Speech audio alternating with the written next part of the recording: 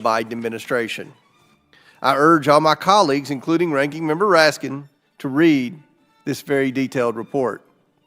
Today's hearing is an opportunity to hear from experts with decades of law enforcement experience on how policy decisions made by the Biden administration have led us to the border crisis we are witnessing today.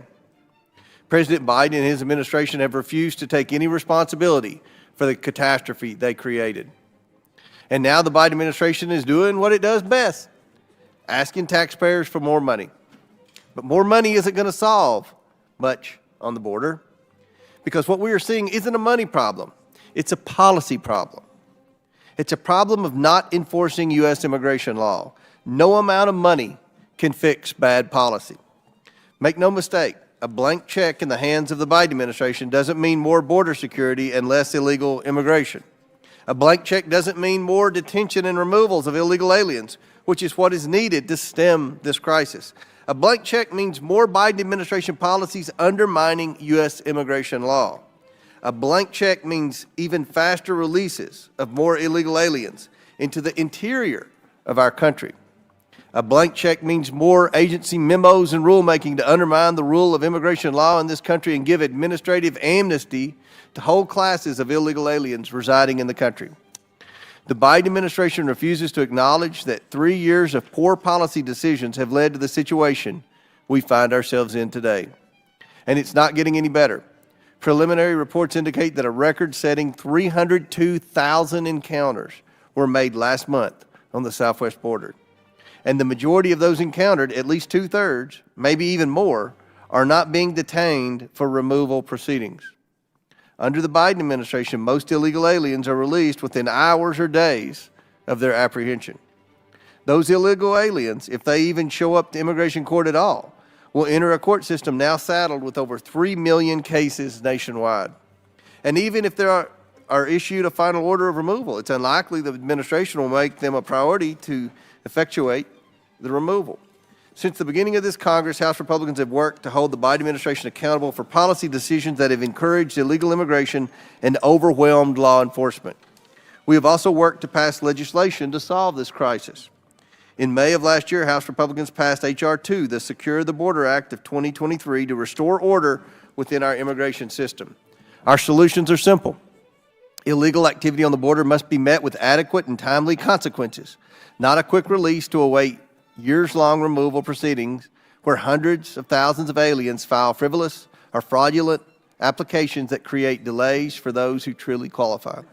Our message to President Biden is this: enforce the law and restore policies that deter illegal immigration. I thank the witnesses for appearing today and look forward to their testimony. I now yield to Ranking Member Raskin for his opening remarks. Mr. Chairman, thank you very much.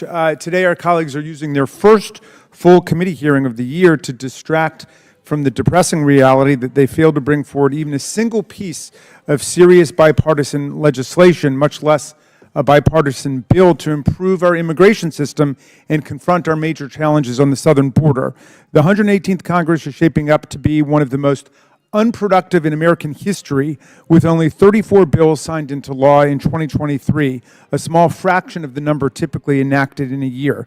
They simply have no program for America and just operate at the beck and call of Donald Trump. It's become obvious that Trump's party doesn't want immigration solutions at the border. They want immigration problems to run against.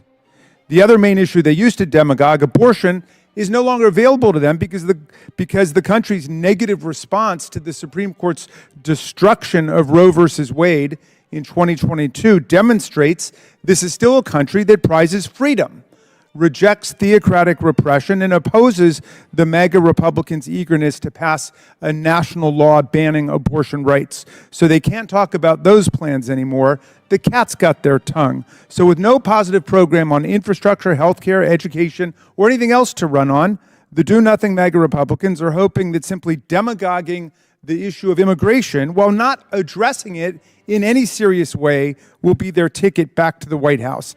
Then Trump can resume the real work that he wants to accomplish, pocketing for himself and his family tens of millions or billions of dollars from foreign governments like Communist China and the murderous monarchs of Saudi Arabia, the United Arab Emirates, and Qatar, and so on.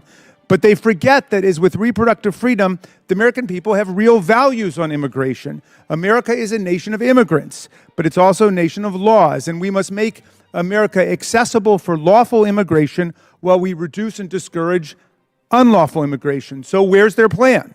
The immigration system has been broken for decades. We know that migration surges are provoked by economic and social crisis, war, violence, lack of opportunity, and natural disasters, rather than the specific immigration policies of any particular administration. As we'll hear from our expert witness today from the Cato Institute, scholars across the spectrum have found evidence that it is the strength of our country's labor market, coupled with inadequate pathways to legal migration, that are the domestic factors that best explain the immigration surges that we see. So if we have a record high jobs rate, as we do under President Biden, 4% for 2 years, and a great demand for workers in the country, but far too few legal options for entry to the country, we will be dealing with a lot of unlawful entry.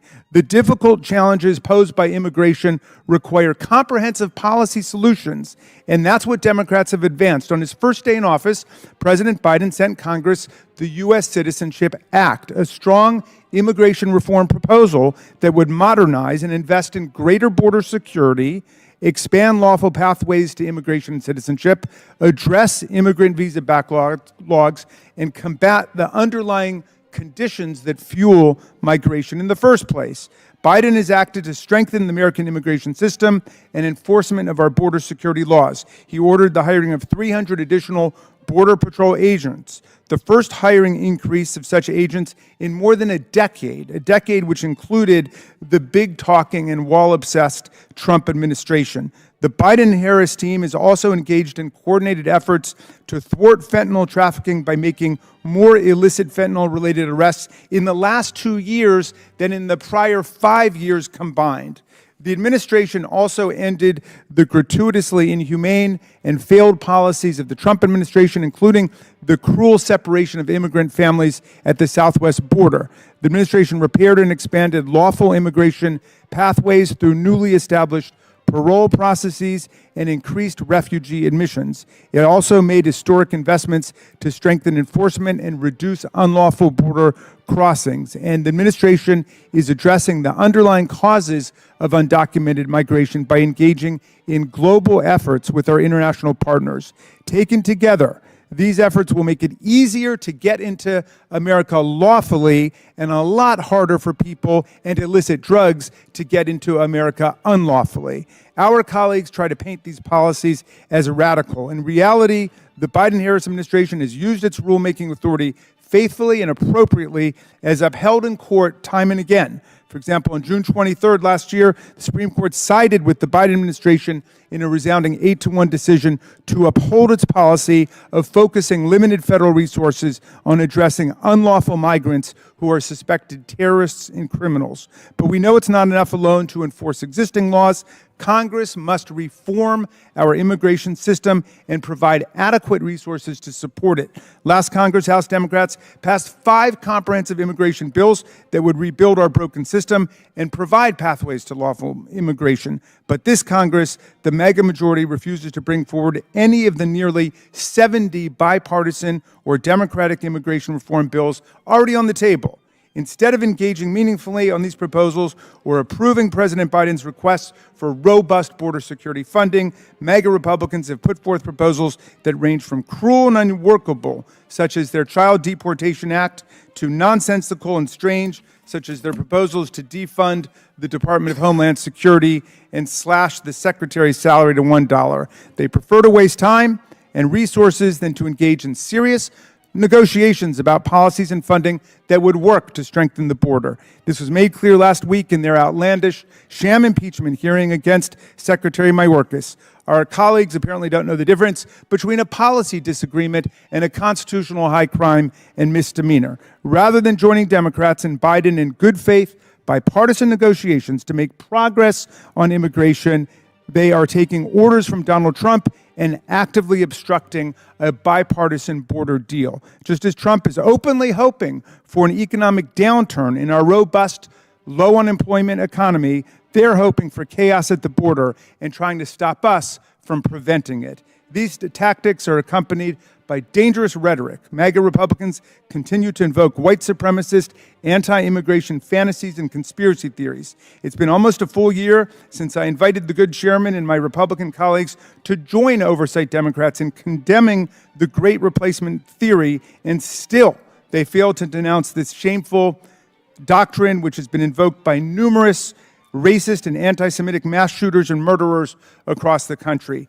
America is not a great country in spite of immigrants. We're a great country because of immigrants. Immigrants are essential to our present and our future, just as they've been to our history. And Democrats will continue to stand up for strong laws and opposed to hatred and scapegoating of immigrants. We are here to legislate and to do the hard work of hammering out a bipartisan policy path to comprehensive immigration reform, just as we were a decade ago when House Republicans scuttled a hard-fought immigration reform package that passed the Senate with bipartisan support. We will still be here when my colleagues are ready to step back from the extremist ledge and come to the table working together for effective and pragmatic solutions. Thank you very much, Mr. Chairman. I yield back.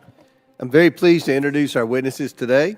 Joseph Edlow most recently served as Acting Director of U.S. Citizenship and Immigration Services under the prior administration, and prior to that role, he served as their Chief Counsel. He has also served as a Deputy Assistant Attorney General with the Office of Legal Policy and at the Department of Justice. He also has experience litigating before the Immigration Court, serving as an Assistant Chief Counsel at U.S. Immigration and Customs Enforcement in Baltimore for several years. Tom Homan served as the Acting Director of ICE in 2017 and 2018. Prior to his appointment, he was the Executive Director for ICE Enforcement and Removal Operations, where he was awarded the 2015 Presidential Rank Award as a Distinguished Executive.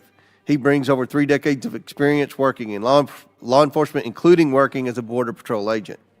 And David Beer is Associate Director of Immigration Studies at Cato Institute, where he focuses his research and writing on legal immigration, border security, and interior enforcement. He previously served as a senior policy advisor for former Representative Raul Labrador from Idaho. I originally invited Attorney General Liz Murrill of the great state of Louisiana to testify at today's hearing. Unfortunately, weather-related flight cancellations prevented her appearance. I would ask unanimous consent to enter into the record a copy of what would have been her prepared written testimony. Without objection, so ordered. Pursuant to Committee Rule 9G, the witnesses will please stand and raise their right hands. Do you solemnly swear or affirm that the testimony you are about to give is the truth, the whole truth, and nothing but the truth, so help you God? Let the record show that the witnesses all answered in the affirmative. We appreciate all of you being here today and look forward to your testimony. Let me remind the witnesses that we've read your written statements and they will appear in full in the hearing record. Please limit your oral statements to 5 minutes. As a reminder, please press the button on the microphone in front of you so that it is on and the members can hear you. When you begin to speak, the light in front of you will turn green. After 4 minutes, the light will turn yellow. When the red light comes on, your 5 minutes is expired, and we would ask that you please wrap up. I recognize Mr. Edlow to please begin his opening statement. Thank you, sir. Chairman Comer, Ranking Member Raskin, and distinguished members of this committee, thank you for the opportunity to present testimony today regarding the regulatory and policymaking efforts that have directly undermined U.S. immigration law, triggering a crisis of epic proportions. Using a cadre of intentional mechanisms, the Biden administration has waged war against the immigration system of the United States. Beginning on day one, the Biden administration halted all deportations for 100 days. This was followed by President Biden's executive order on restoring faith in our legal immigration systems and strengthening integration and inclusion efforts for new Americans. The order required DHS, in conjunction with DOJ and the Department of State, to identify barriers that impede access to immigration benefits and to find fair, efficient adjudications of these benefits and make recommendations on how to remove these barriers, thus creating the battle cry of the administration: removing barriers to mass migration, no matter the legality. To that end, Secretary Mayorkas issued a memorandum entitled Guidelines for the Enforcement of Civil Immigration Law, which outlined the appropriate instances in which DHS was authorized to take action against aliens either unlawfully present or lawfully present but removable. While in theory this would seem to encompass many aliens who should probably be targeted for enforcement actions by ICE, In reality, the numerous carve-outs, loose definitions, and required factors for consideration made it nearly impossible to move forward with most enforcement actions. These poorly defined categories could be seen to give even the most serious of criminal aliens a free pass in the interest of equity and justice. The administration has engaged in numerous rulemakings aimed at so-called efficiency and expediency at the border. These regulatory efforts focused on border processing and on immigration court procedures have been haphazard, creating more confusion at the border, and are largely in direct conflict with congressional action, a clear violation of the Chevron doctrine. These regulatory actions that purport to be tough on illegal border crossers more likely incentivize than deter aliens. The actions render moot anti-fraud measures and upend the congressional determinations on the credible fear process itself. Even more concerning, these actions put pressure on immigration judges to conclude cases quickly while simultaneously eroding ICE's critical role in the immigration court process. The intended result is non-adversarial immigration court hearings where the presumption always favor the alien seeking relief. Lastly, the parole abuse continues to be a tool in the Biden administration's arsenal, as unlawful mass parole programs have played a large role in artificially decreasing numbers along the southwest border. Categorical parole programs flagrantly disregard the plain language of the statute, which unambiguously limits parole to case-by-case matters and for very specific reasons. The results speak for themselves. Removals are the ultimate measure of effective immigration enforcement, and the numbers clearly demonstrate the stunning decrease during this administration. ICE has removed aliens at a rate of 3.5% of the aggregate number of encounters compared to 32% during the previous administration. As for border encounters, under the current administration, Customs and Border Protection has recorded more than 8.5 million encounters at America's borders, including more than 7 million at the southwest border alone. As each memorandum, regulatory action, or policy decision is announced, the crisis at the southwest border grows exponentially. The system has been brought to its knees, and the administration does not appear to be slowing down. One thing is clear: this is all by design. These actions have created instability, not only for national security, public safety, and the economy, but for the aliens themselves, who are allowed to remain in a quasi-status that is far more akin to limbo than to lawful status under the Immigration and Nationality Act. The efforts undertaken by the administration have simply undermined our system and need to be reversed immediately. I implore this committee to continue its investigations and to take all necessary actions to ensure that the laws are faithfully executed and enforced, that order and integrity is restored to U.S. immigration law. The Department of Homeland Security and the Department of Justice must be subject to aggressive oversight and be made to explain why enforcing the laws as Congress has prescribed is simply not an option for them. They must be made to account for their policy choices, and they must be forced to repair the damage. This country is unable to fulfill its critical humanitarian mission, nor fairly and expeditiously provide proper immigration benefits until this crisis is quelled. A return to the rule of law is long overdue, and it is incumbent upon Congress to demand that corrective action be immediately taken. I thank you all for your attention and interest in this matter and look forward to answering your questions. Thank you. Mr. Homan. I started my career in immigration enforcement in 1984 as a Border Patrol agent. I've worked for 6 presidents, up to Donald Trump. Every president I've ever worked for took some steps to secure the border because they understood you can't have strong national security if you don't have border security. But President Biden is the first president in the history of this nation that I know of who came in office and unsecured the border on purpose. And even President Obama gave me the Presidential Rank Award, highest award available, because what was I doing at the time? I was locating and deporting people that are in the country illegally. So we went for the most secure border of my lifetime, and it's not just my opinion. I've done this for 34 years. Anybody can go to cbp.gov and look at the data. We handed this administration the most secure border in my lifetime. And within months, we went from the most secure border to historic illegal immigration, numbers you've never seen before. And it's not because it's seasonal, it's not because of climate change, it's not because of Trump. This is by design.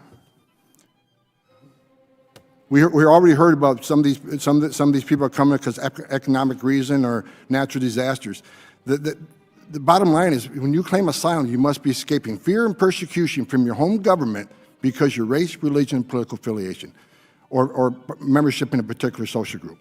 That is not the fact. If you look at immigration court data over the last 10 years, you'll see that nearly 9 out of 10 people who claim asylum at the border never get relief from U.S. courts that simply don't qualify. But they're coming and staying because of Biden's promises. I wrote an op-ed 6 months before the election. I said, if President Biden becomes president, we'll lose the border, based on the promises he was making during the campaign. And he's kept those promises. Right now, we have record numbers of illegal aliens coming across the border. Catch and release is rampant. Right now, Secretary Mayorkas already said 85% of everybody coming to the border is being released in the country. They're not being detained. And why are they being detained? Because of two reasons. Number one, because he knows, like I do, that vast majority of these people will be ordered removed 5, 6, 7 years down the road, maybe 10. He also knows the Homeland Security Life Cycle Report says if you get an order removal and you're in an ICE bed, you get removed 99% of the time. But if you're not in detention, your chances of being removed are slim. If you're a family unit, it's about 6%. That's why they're releasing them. Thousands of empty ICE beds sitting there right now, already paid for by the taxpayer. They'd rather release them because they know the vast majority will lose their case and they'll be ordered removed, but if they're not in detention, they won't be removed. So this administration comes up with what they call lawful pathways, which I think are illegal, and I think they'll lose when the decision of the courts come out. The CBP One app, 95.8% are approved. Where's the case-by-case analysis that is supposed to be done for people for parole? It's not being done. It's a shell game. They move people, they move thousands to the port of entry so they can claim less illegal entries between the port of entries, but it's failed because November, December, we saw record amounts of crossings on the border, over 300,000 just in December. And people who say that the border is not in crisis, I tell you this, in 2020, the total encounters on the southwest border is 646,000. This year, 3.2 million, 5 times what we saw during last year's Trump administration. Court orders are years out, but this administration is counting on it. You overflow the system. It'll push these court dates back 7, 8 years. And what's going to happen? Mark my word. When they finally get order removal 7 years down the road, they'll have a USC child. They'll have 2 USC children. They'll get phone calls from, the director of ICE will get phone calls from the Hill saying, why'd you remove that person with 2 USC kids? Well, you didn't have 2 USC kids when he entered the country legally. So now that he has 2 USC kids, he's immune from the law. The court order means nothing. So here's what I'm looking for. If for people who demand these people have a right to claim asylum, they have a right to due process. I agree. But due process doesn't mean anything if the final decision of the courts is not executed and people aren't removed. So if it takes 5 or 6 years, they still must be removed, or the system means nothing. I've been attacked numerous times because I worked with President Trump. They said our policy is inhumane. I've been called a racist and a bigot by members of Congress. Well, let's get one thing straight. Under President Trump, illegal immigration went to a 40, 45-year low, 83% decline in illegal immigration. There's been several studies saying 31% of women that make that journey through cartels get sexually assaulted. So let me ask you a question. I'll make a point. When 83% less people are coming, how many migrants didn't die crossing the border when 83% less were coming? How many people didn't die? How many people off the terror screening database didn't try to come to the country because Border Patrol's 100% vigilant on the line and now overwhelmed? How many women and children didn't get sex trafficking to the United States, forced into sex slavery, forced labor, debt bondage? How many billions did the criminal cartels not make? Under President Biden, where they call this humane, over 1,700 migrants have died on U.S. soil. Historic record, not counting the Darien Gap in Mexico and Central America. 112,000 Americans dying from fentanyl. Historical increase in sex trafficking, forced labor, and debt bondage. Almost 100,000 missing kids that were released by ORR. 440,000 unaccompanied children entered the country through the service of the cartels. Someone needs to explain to me how that's humane, any of this stuff. And a record number of people off the terrorist watch list being arrested. 1.9 million gotaways. That statement alone should convince anybody on either side 1.9 million gotaways, the border is not secure. It's ridiculous to claim so. Okay. Thank you. Chair recognizes Mr. Beer for his opening statement. Chairman Comer, Ranking Member Raskin, and distinguished members of the committee, thank you for the opportunity to testify. For nearly half a century, the Cato Institute has produced original research showing that a freer, more orderly, and more lawful immigration system benefits Americans and protects the rule of law. Congress's mandate is simple: create legal ways for Americans to associate, contract, and trade with people born in other countries. Unfortunately, America's legal immigration system was originally designed a century ago and last updated in 1990. This system has been flawed and failing for decades. But then, starting in January 2017, it faced an assault unlike any in American history. For 4 years, the prior administration relentlessly and often illegally undermined every fundamental aspect of our immigration system. For the first time in modern U.S. history, a president used his authority to ban legal immigration. Visa issuances cut 80%, refugee arrivals down 92%, Afghan allies abandoned to be killed by the Taliban. For the first time since the Refugee Act of 1980, an administration completely unilaterally nullified asylum law to send people back to persecution and torture. As it spent incalculable resources shredding America's immigration system, it never secured the border. December 2020 saw the most Border Patrol arrests for any December going all the way back to the year 2000, and the most successful illegal entries in almost as long. Yet by the end of 2020, the prior administration had gutted much of the immigration enforcement system, too. In December 2020, immigrant detention fell to the lowest levels since the 1990s. ICE removals were at the lowest levels in the history of the agency to that point. Immigration courts finished the fewest cases on record. The current administration pulled the system back from the brink. Legal immigration, obliterated by those 4 years, is finally back. It saved the U.S. tourism industry, rescued countless small businesses from closure, and reopened America for investment again. It saved tens of thousands of American allies from the Taliban. Of course, bringing back a flawed system was never going to be enough. With liberty on the retreat around the world, more displaced people are migrating than ever. And with U.S. job openings at record highs, more people are choosing America as their destination. The administration took dramatic steps to respond to this challenge, forcibly removing more immigrants than any year since 2001. It even removed a higher share of border crossers during its first 2 years in office than the prior administration did in its last 2 years in office. But those efforts did not show results. And to its credit, it changed its tactics and launched pilot programs that allowed some people the ability to apply to enter legally. These parole programs have dramatically reduced illegal immigration by those eligible for them. They have virtually eliminated illegal immigration by Haitians and Cubans. This is not enough. And I'm sure my colleagues are saying, where's the David Beer that spent the last 3 years criticizing this administration? And that's fair. I'll take that criticism.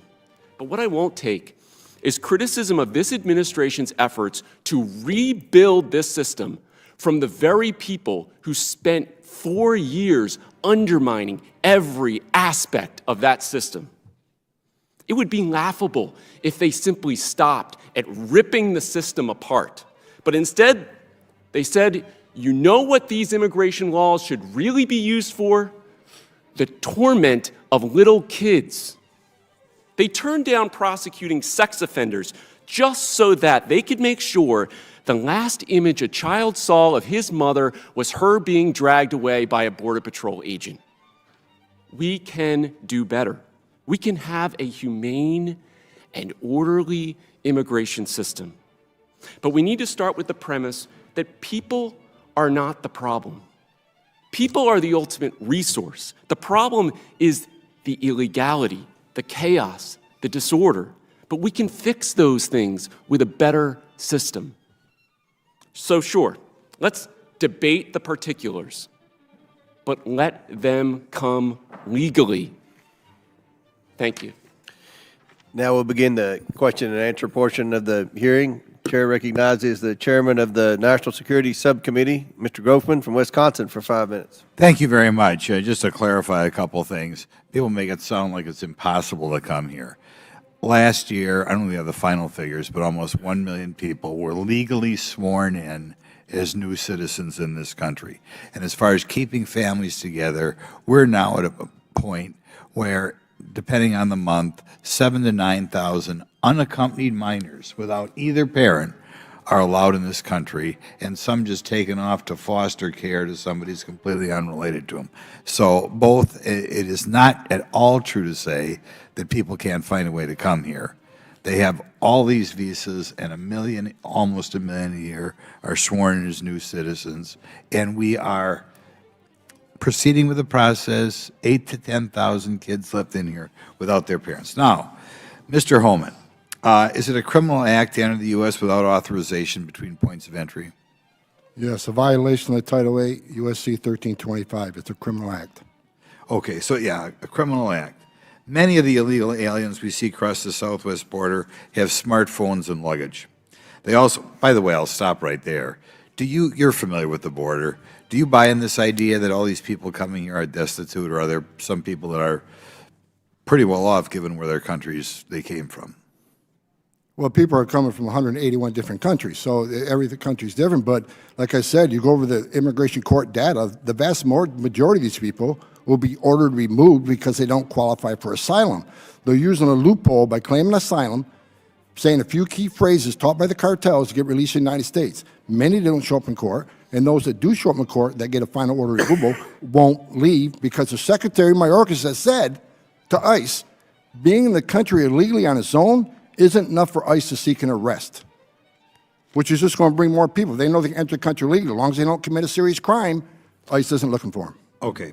The media in this administration claim that many illegal aliens come from countries with poor economic conditions or crime. Are poor economic conditions, coming here from Brazil or whatever and have economic downturn, are poor economic conditions or general fear of crime, like if somebody comes in here from Chicago, Mexico, are they valid legal grounds for granting an asylum case? No. Asylum is you're escaping fear and persecution from your home state government because of your race, religion, political affiliation, or participation in a specific social group. Okay. Well, what happens to these frivolous claims that are made by illegal aliens released by the Biden administration, assuming they even apply for asylum in the first place, and many don't? And is there an impact on the courts and the USCIS? Well, I'll let Mr. Edlow talk about CIS, but the courts are backlogged by millions of cases. Some of these cases are going to be out 7, 8 years. So it's had a tremendous impact on the immigration courts. But again, that's by design. You flood the court system, put the hearings out 7, 8 years, then the people build equities. And when they build equities, U.S. citizen children buy a house, it makes it more difficult to remove. They'll vast majority become fugitives. They'll ignore the court order. They'll go into hiding, waiting for the next giveaway, waiting for the next amnesty, waiting for the next DACA. Now, I want to just clarify some numbers here so we understand the size of the program. As I understand it, in December, over 300,000 people entered this country and were allowed in or were gotaways who just got their way in. And when the last administration left office, that number was, depending on the month, 5,000 to 20,000. So it's increased by a factor of about 30 to 1. Is that accurate?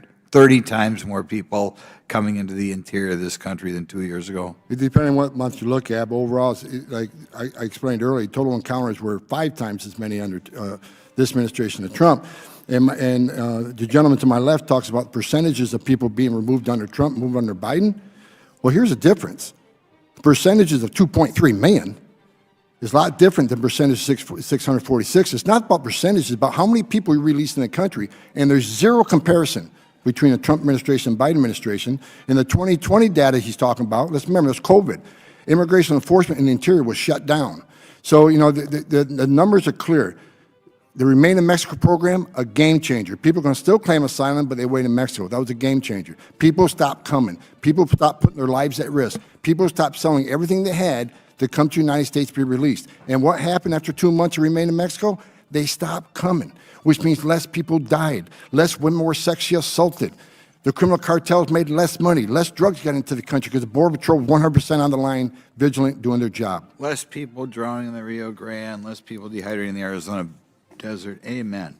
We'll give you one more question. If the vast majority of illegal aliens have no legal basis to enter and remain in the U.S., why is the Biden administration releasing millions of them into our country rather than detaining and deporting them? Because they have the same data points I have. They know that a vast majority will get order removal. But if they're not detained, the chances of ever them leaving are very slim. Again, this is by design. There are thousands of empty ICE beds already paid for by the taxpayer, but this administration would rather put them in a hotel room at $500 a night with free medical care, 3 squares a day. And, you know, and the policies this administration is driving illegal immigration. They know, the cartels sell the fact, you can cross the border illegally, you get processed quickly, you get flown to the city of your choice at taxpayer dime, you'll be put in a hotel and be taken care of. And even when you lose your case, you're not going to be removed because the secretary told ICE, unless you're convicted of an aggravated felony or you're a national security threat, you're not a target for arrest. That drives more people to come. All right. Thank you. Thank you. Chair recognizes Mr. Raskin from Maryland. Thank you, Mr. Chairman. Mr. Beer, my colleagues claim that the Biden-Harris administration has failed to secure the southern border, but these claims were directly and overwhelmingly contradicted by multiple chief patrol agents from the U.S. Border Patrol, witnesses with direct knowledge about border security who the Republicans themselves brought before the committee last year. Fortunately for America, but unfortunately for the Republicans, the Chief Patrol agents confirmed that their ability to secure the border has dramatically increased under the Biden-Harris administration thanks to increased funding for resources. For example, the Chief Patrol agent responsible for the Del Rio sector of the southern border stated last year, and I quote, "Because we've gotten more detection capability, because we have, as you said, more on the way, we've got the additional processing coordinators, we are in a better situation than we were in years past." The Chief Patrol agent responsible for the Big Bend sector told the committee last year, and I quote, "We reduced the entries and gotaways in Big Bend sector over the course of the last 2 years. We've been very successful." Mr. Beer, given the feedback of these Chief Patrol agents, is it credible in your view for Republicans to characterize border security under the current administration as weaker than under the last administration? Not at all. I mean, if you look at 2019, for example, you had almost 1 million encounters that year, which was half of the level that we're seeing now. And yet, despite having much lower total numbers, they still weren't removing a higher share than the Biden administration did. So yes, there's been more resources put in. There's been more effort by this administration. I mentioned the number of removals being the highest since 2001.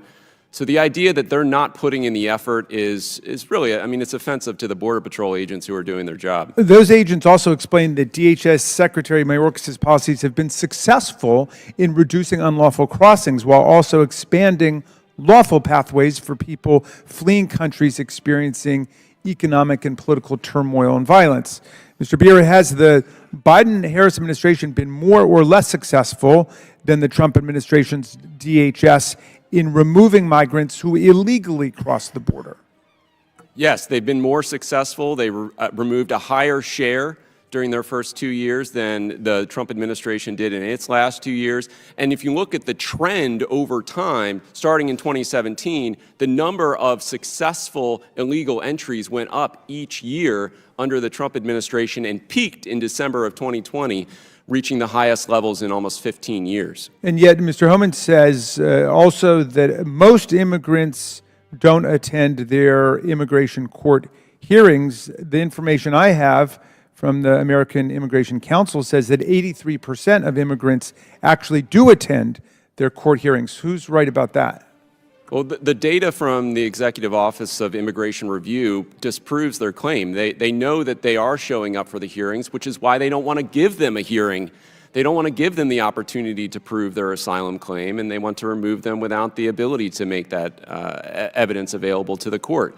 So yes, they do show up in court. And when you're talking about the 17% that fail to show, in many cases, that is a result of the fact that ICE is putting people in immigration court proceedings in cities that are far-flung from where they're going. So it's often not the fault of the migrant themselves who failed to show up in court. I think that you articulated well what most American people feel, which is that we should discourage, as much as possible, illegal immigration into the country and encourage and proliferate possibilities for lawful immigration. After all, we've got a job shortage under this booming economy. We've had 4% or less unemployment for more than 2 years now. So are there policies that we could come together on in a bipartisan way to advance these goals? Oh, absolutely. I mean, I think the administration has proven that the idea of legal immigration as an alternative to illegal immigration is a valuable one, and they did it using their parole authority. Unfortunately, that's a temporary status. It has to be renewed. The administration could take it away at any time.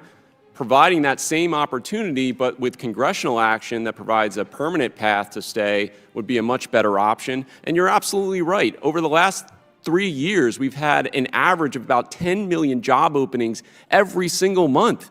That's why they're coming. Pay attention to your free market fundamentals on this. Thank you, Mr. Beer. Mr. Chairman, I have a unanimous consent request for introduction to the record about the a memo on transcribed interviews of these chief patrol agents. Without objection. But if I could ask you also, Mr. Chairman, can we release those 9 Border Patrol transcripts from last year of all of these agents who testified? We'll get back with you. That was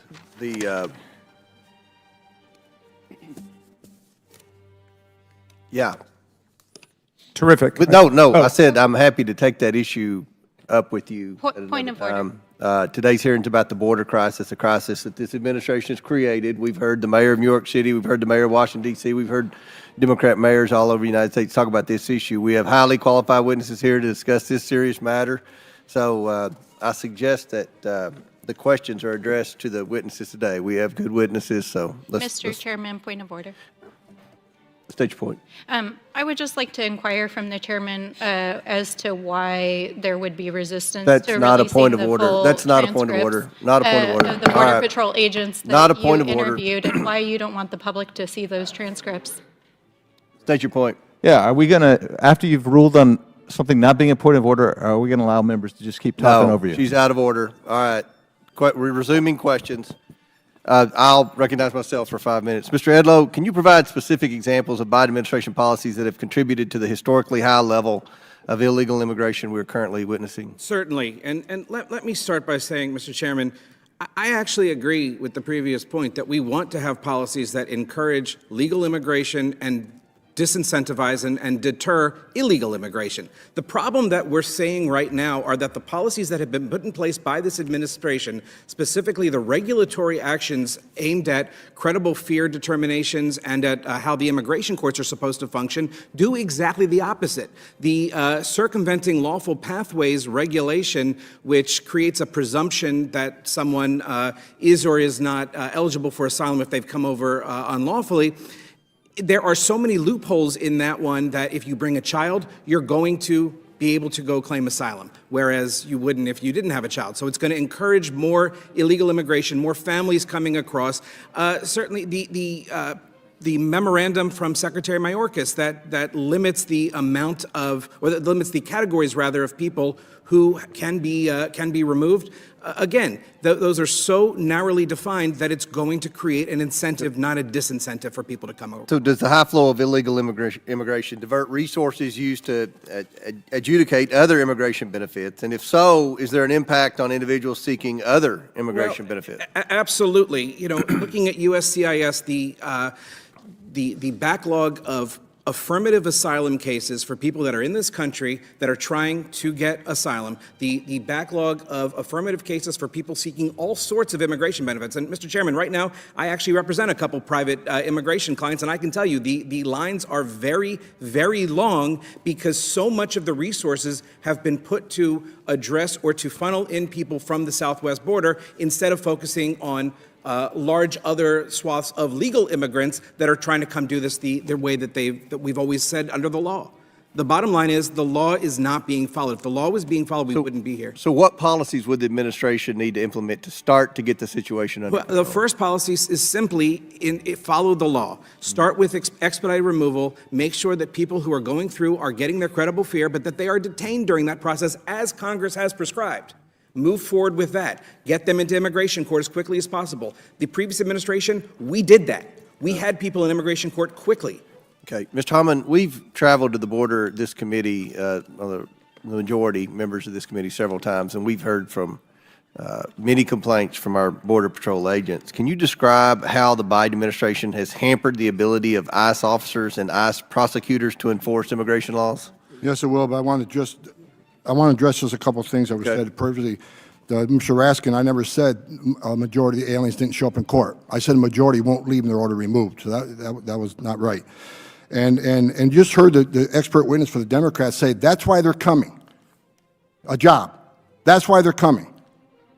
So again, it's showing abuse of the asylum process. That's not what asylum is about. So thank you for that, sir. And finally, a comment was made about separating mothers with children. Let's not forget, 440,000 children enter this country through the use of criminal cartels in the hands of criminal organizations that self-separated from their families because of policies of this administration. We've also, this administration's lost track between 85,000 and 100,000 children that were released to so-called sponsors that we can't find. They have no idea who they are, if they're in danger, who's taking care of them, and what they're doing. But we do know this. There's been many investigations where children were found in meatpacking plants, cleaning up entrails on a midnight shift, forced labor. So I want to mention that. And the biggest thing about the border, when you cause a crisis this big, when you make promises, you can enter the country legally, you'll be released quickly, because this administration's not enforcing the law. The only thing they've done is send more resources to the border to process quicker and release quicker, because they care about the optics. When you do that, more are going to come. So when they overwhelm the Border Patrol, I can tell you right now, in the last several months, there's been times where there are certain sectors on the southwest border where 100% of Border Patrol agents were pulled off patrol to come in and process. When you do that, the criminal cartels have a field day. They know if there's, on average, less than half the Border Patrol's on patrol, sometimes 70, 90%. So what they do, they'll send a big group of people through one area, 200 family groups, knowing that whatever's left on the border is going to seize to that opportunity for the humanitarian crisis, because a lot of these people are in bad shape. Meanwhile, there's hundreds of miles of border empty. So what they have done is overwhelm the patrol. So I've had Border Patrol agents tell me they've used the term broken arrow. When they're off the line, they're frustrated because they don't know what's coming through the parts of the border where there's no agents, because they're all busy making meals, making hospital transports, making baby formula, taking care of these humanitarian issues. That's the issue. They've created the biggest national security crisis I've seen since 9/11, because we got 1.9 million gotaways. So I don't care what, everybody can talk about the data all you want. 1.9 million known people have entered this country. We don't know who they are, where they're from, or why they came here. But I'll tell you this, they've arrested people from 181 different countries. Some of these countries sponsor terror. They've arrested over 300. If you don't think a single one of that 1.9 million didn't come here to do us harm, then you're ignorant to the data. All right. Very good. Thank you. Chair recognizes Ms. Norton from Washington, D.C. for 5 minutes. Thank you. Thank you, Mr. Chairman. First, let's be clear. The Trump administration's immigration policies were not about border security. They were about xenophobia, demonization, and cruelty. In April 2018, the Trump Department of Justice adopted its infamous zero tolerance policy, in which more than 5,000 children were heartlessly separated from their parents upon crossing the southern border. Studies have shown that this policy caused severe psychological trauma for children and parents who were subjected to it. The Trump administration also worked relentlessly to undermine the Deferred Action for Childhood Arrivals program, which provides protective status to individuals who came to the country as children. The Trump administration's cruel assault on this program meant that people who have lived in the United States since childhood, gone to school in the U.S., and now work in the U.S. lived under the threat of deportation to countries that they have no connection or with or to accept them as place listed on their birth certificate. Then President Trump famously imposed xenophobic travel ban on individuals from Muslim-majority nations, which was challenged in the courts. Mr. Beer, what were the humanitarian consequences of these punitive and restrictive immigration policies? Well, first of all, let's talk about family separation for a moment. You know, the administration claimed that the reason why we needed to separate kids from their parents was because they had zero tolerance. They were going to prosecute everyone. We're going to prosecute every law on the books, every immigration law, every drug law. That was a lie. They never prosecuted more than 32% of the people crossing the border. They turned down huge numbers of single adults to specifically target children so that they could take them away from their parents. It was an intentional action in order to cause the trauma in the children. They had no plan whatsoever to reunite the kids that were being taken from their parents. And that's the most appalling thing, is that they knew that these kids were going to be lost in the system, and they had no intention of fixing it unless they got caught. And ultimately, they did get caught by the courts that ruled the policy was unconstitutional and undermined the rule of law. The travel ban was equally abhorrent in separating families because it blocked even spouses of U.S. citizens, spouses of legal permanent residents in the United States were separated from their families. Minor children were separated from their families simply because they were born in some country, not because they ever lived there even. Just because they're Iranian by birth meant they were banned from coming to this country. So thousands of families separated by that abhorrent policy, which undermined one of the most basic premises of the Immigration and Nationality Act, which was reformed in 1965 to make sure that every country, every nationality was treated equally. So this last administration really did do as much as any other to undermine the rule of law in the United States. I just want the record to show that the Biden-Harris administration has removed a higher percentage of people who crossed the southern border illegally in the past 2 years than the Trump administration did during its last 2 years. And in fact, migrants were more likely to be released after an arrest along the southern border under the Trump administration. Mr. Beer, would you agree that the Biden-Harris administration's efforts to reform our immigration system have been more effective than those of the Trump administration? And if so, how so? Well, absolutely. Let's talk about Title 42, which banned asylum along the southwest border. And the prior administration knew that this was going to return people to Mexico, where they would face criminal cartels, they would be trafficked, they would be raped, they would be subject to all sorts of depravity. And yet, when the Biden administration got rid of that policy in May of 2023, what happened was, when you get rid of the policy that says you can't apply for asylum, what happens? People try to evade the Border Patrol. They try to enter illegally. That getting rid of Title 42 actually helped secure the border, brought down the number of gotaways on a monthly basis by 50%, because people went and sought out a Border Patrol agent and said, you know what, I'm not going to put my life in the hands of a smuggler. I'm going to put my hands in Border Patrol's hands. And so this really did incentivize people to cooperate with the law. Talk about the parole programs, how effective those have been in getting people to apply to come legally. They just act like it's a change in category. They move people from illegal to legal. That is totally not what it's like at all. Crossing the border illegally involves a risk to life. It involves Border Patrol resources. We just heard about how the Border Patrol is overwhelmed.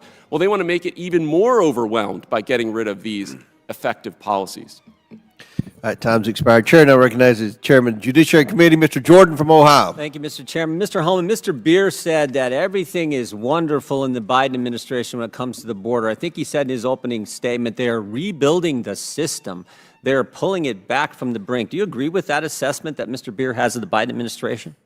Absolutely not. They tore down the system. You know who else disagrees with him? Democrat mayors. Democrat mayors in sanctuary cities. It's amazing to me that these sanctuary cities are sanctuary cities until it's actually time to provide sanctuary. But they disagree with him as well. So you said earlier, both you and Mr. Edlow, you said this is by design.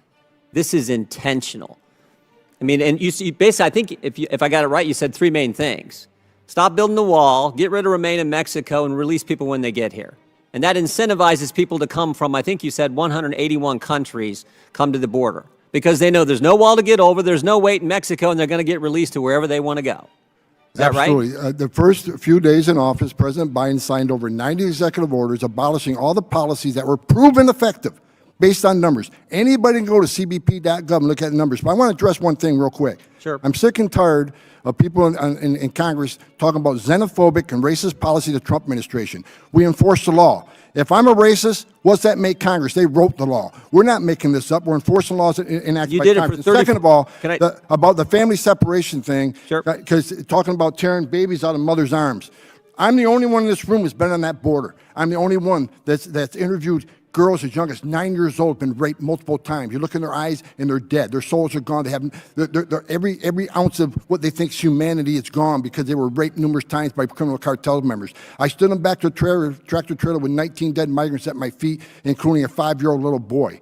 I've seen many dead bodies on the border. I've been down there numerous times this past year where Border Patrol are giving CPR to an infant child 6 months old.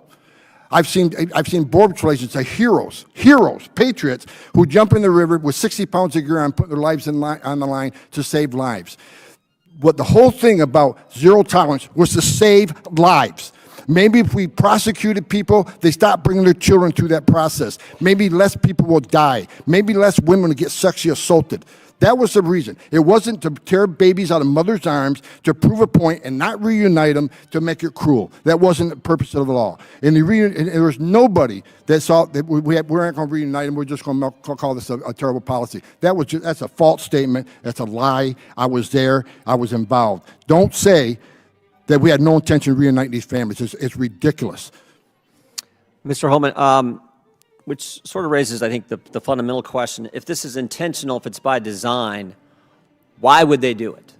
What's the overall objective? That's what I can't figure out, is why would they do it? You know, I ask myself that question every morning. President Biden voted for border barriers. He voted for the Secure Fence Act. Why did he stop building them then? You know, because this is political. There's no other reason. I'll ask anybody, what is the downside on less illegal immigration? What's the downside in having a secure border? What's the downside unless women get sexually assaulted? What's the downside unless children drowning in the river? What's the downside unless fentanyl coming to this country to kill thousands of Americans? What's the downside unless trafficking, sex trafficking of women and children? What's the downside on billions of dollars not being made by the cartels? I ask myself the same question. I do not understand it. They obviously see some sort of political future, some political thing that's going to benefit them in the future. People say, well, maybe they're Democratic voters. Maybe not. But I know one thing, President Biden also overturned the Trump census rule, which millions of these people in sanctuary cities be counted in the next census. What does that mean? It means seats in the House. Yeah. So, you know, I don't know. I can't. You think it's political? I mean, I know what Democrats have said. They've said we should abolish ICE. They've said we should abolish DHS. They've said that they're for non-citizens being able to vote. I mean, I don't know. That's just where the left is. But that to me is the fundamental question. That's a question I think Americans are asking. I get it all the time. Why would they allow this kind of situation to happen? Because the way I figure it, we're on pace to hit 12 million migrants coming in the country in the Biden administration. That's the magnitude of this phenomena. 12 million. That's equivalent to the entire population of our state of Ohio, 7th largest state. Now that's never happened, and certainly, I mean, that's an unbelievable number. That's what we're on pace to do. It's being done intentionally. I think the American people like to know why. I think more importantly, the American people like to stop.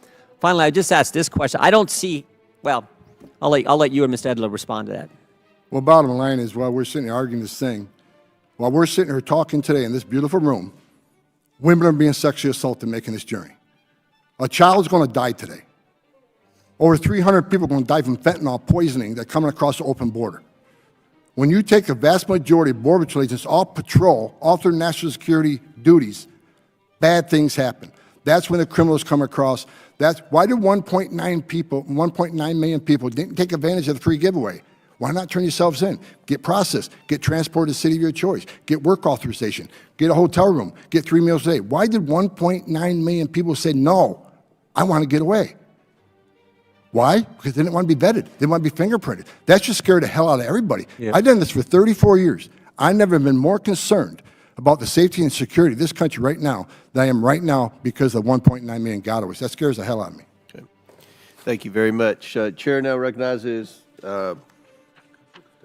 Ocasio-Cortez from New York City. Thank you, Mr. Chair. I appreciate it. You know, there's been this question about why would we want to make documented legal pathways to immigration more accessible in this country. It must be due to some political motivation. It must be even treasonous to think that expanded and more orderly pathways to citizenship would be even wanted. But let's talk about it. Mr. Beer, you noticed, and you noted in your opening and several times throughout this hearing, that U.S. job openings are at record highs, correct? That's right. And have we been able to have a consistent level of among our current citizenship to be able to fill those job openings? Oh, absolutely not. U.S. population growth right now is at the lowest in its entire history. Yes, U.S. population growth is at the lowest in our entire history, and we've seen comparatively when other countries in similar circumstances, low population growth, but also when they pass very anti-immigrant or just make it very difficult to welcome immigrants legally, what do we see in their economic performance comparative to the United States when the United States enacts proper and open immigration policy? Well, we've seen this in a number of countries. You take Japan, for example. For many years, they had a completely closed society. They ended up with a huge population of elderly people with no one to care for them, no one to pay into those systems. And now they're finally opening up because they're recognizing the crisis that it has created by keeping people out and preventing people from contributing. Yeah, thank you so much. And it shows that that countries that adopt anti-immigrant policies invariably end up, especially with the demographic trends that the United States has, end up in economic stagnation. In fact, what we're actually seeing is that this is starting to precipitate here in the United States. I'd like to submit this article from PBS NewsHour to the record, Mr. Chair. Thank you. Now, what we have here is that there are even some lawmakers in states like Wisconsin, Ohio, and Iowa that are proposing the loosening of child labor laws in their state because they have so many jobs that are left unfulfilled.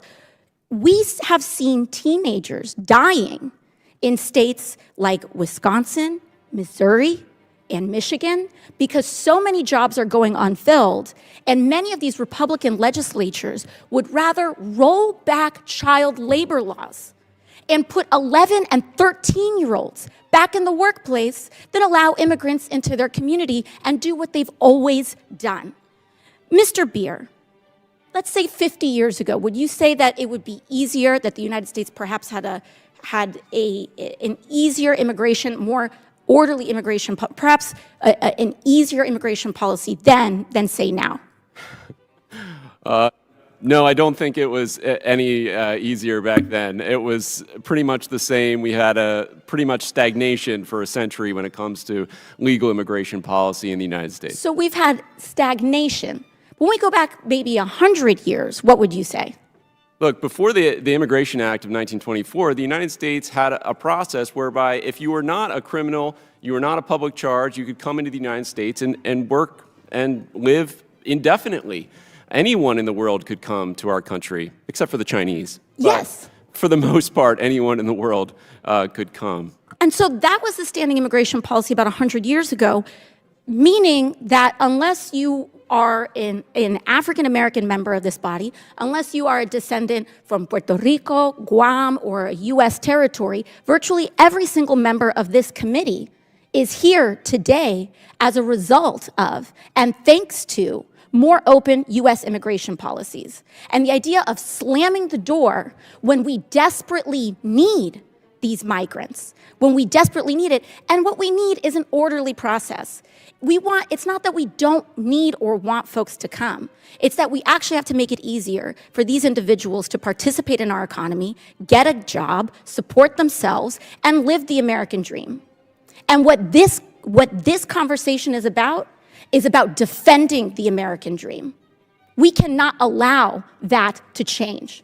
And that's why Democrats in Congress are using immigration policy and advocating for immigration policy that can be documented, that people can get a job, put a shirt on their back, support their kids without being a public charge, and defend the very soul of what it means to be an American. And with that, I yield back.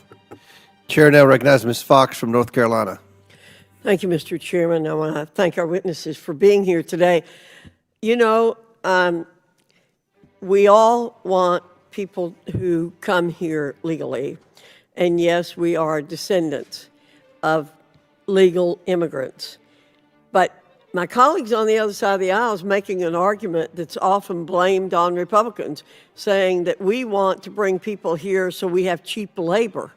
That argument just made is that that's what we need to do, is bring people here for cheap labor. The Biden administration, I appreciate the comments that have been made by my colleagues before me. As they've said, the Biden administration's consistently shown a lack of leadership and unwillingness to secure our southern border.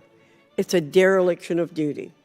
In spite of this, many in the public sphere claim Congress must pass new laws or adopt a border deal in order to secure the border.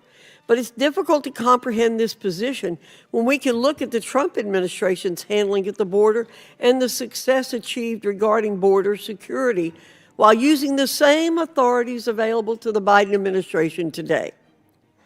So, Mr. Homan, why did the Trump administration not see such high numbers of illegal aliens pouring across the southern border? Well, there's many reasons. First of all, the Remain in Mexico program was a game changer. They could still claim asylum, but they're going to wait in Mexico because President Trump had the same data points I had, that most people will fail, and the people that fail get ordered removal. And that was in existence when President Biden took office. Yeah. As a matter of fact, the highest courts in the land said it was a legal process, but he killed it anyways. Correct. Now, well, there's a Remain in Mexico program plus the third safe country agreements you had with Guatemala, El Salvador, and Honduras, a game changer. They actually believe if you're really escaping fear and persecution from Honduras and you get to Mexico, have you really not escaped that fear and persecution from your home government? So you'd be claiming asylum in the first free country you come to. Those two policies were a game changer and moved the numbers down, significantly down.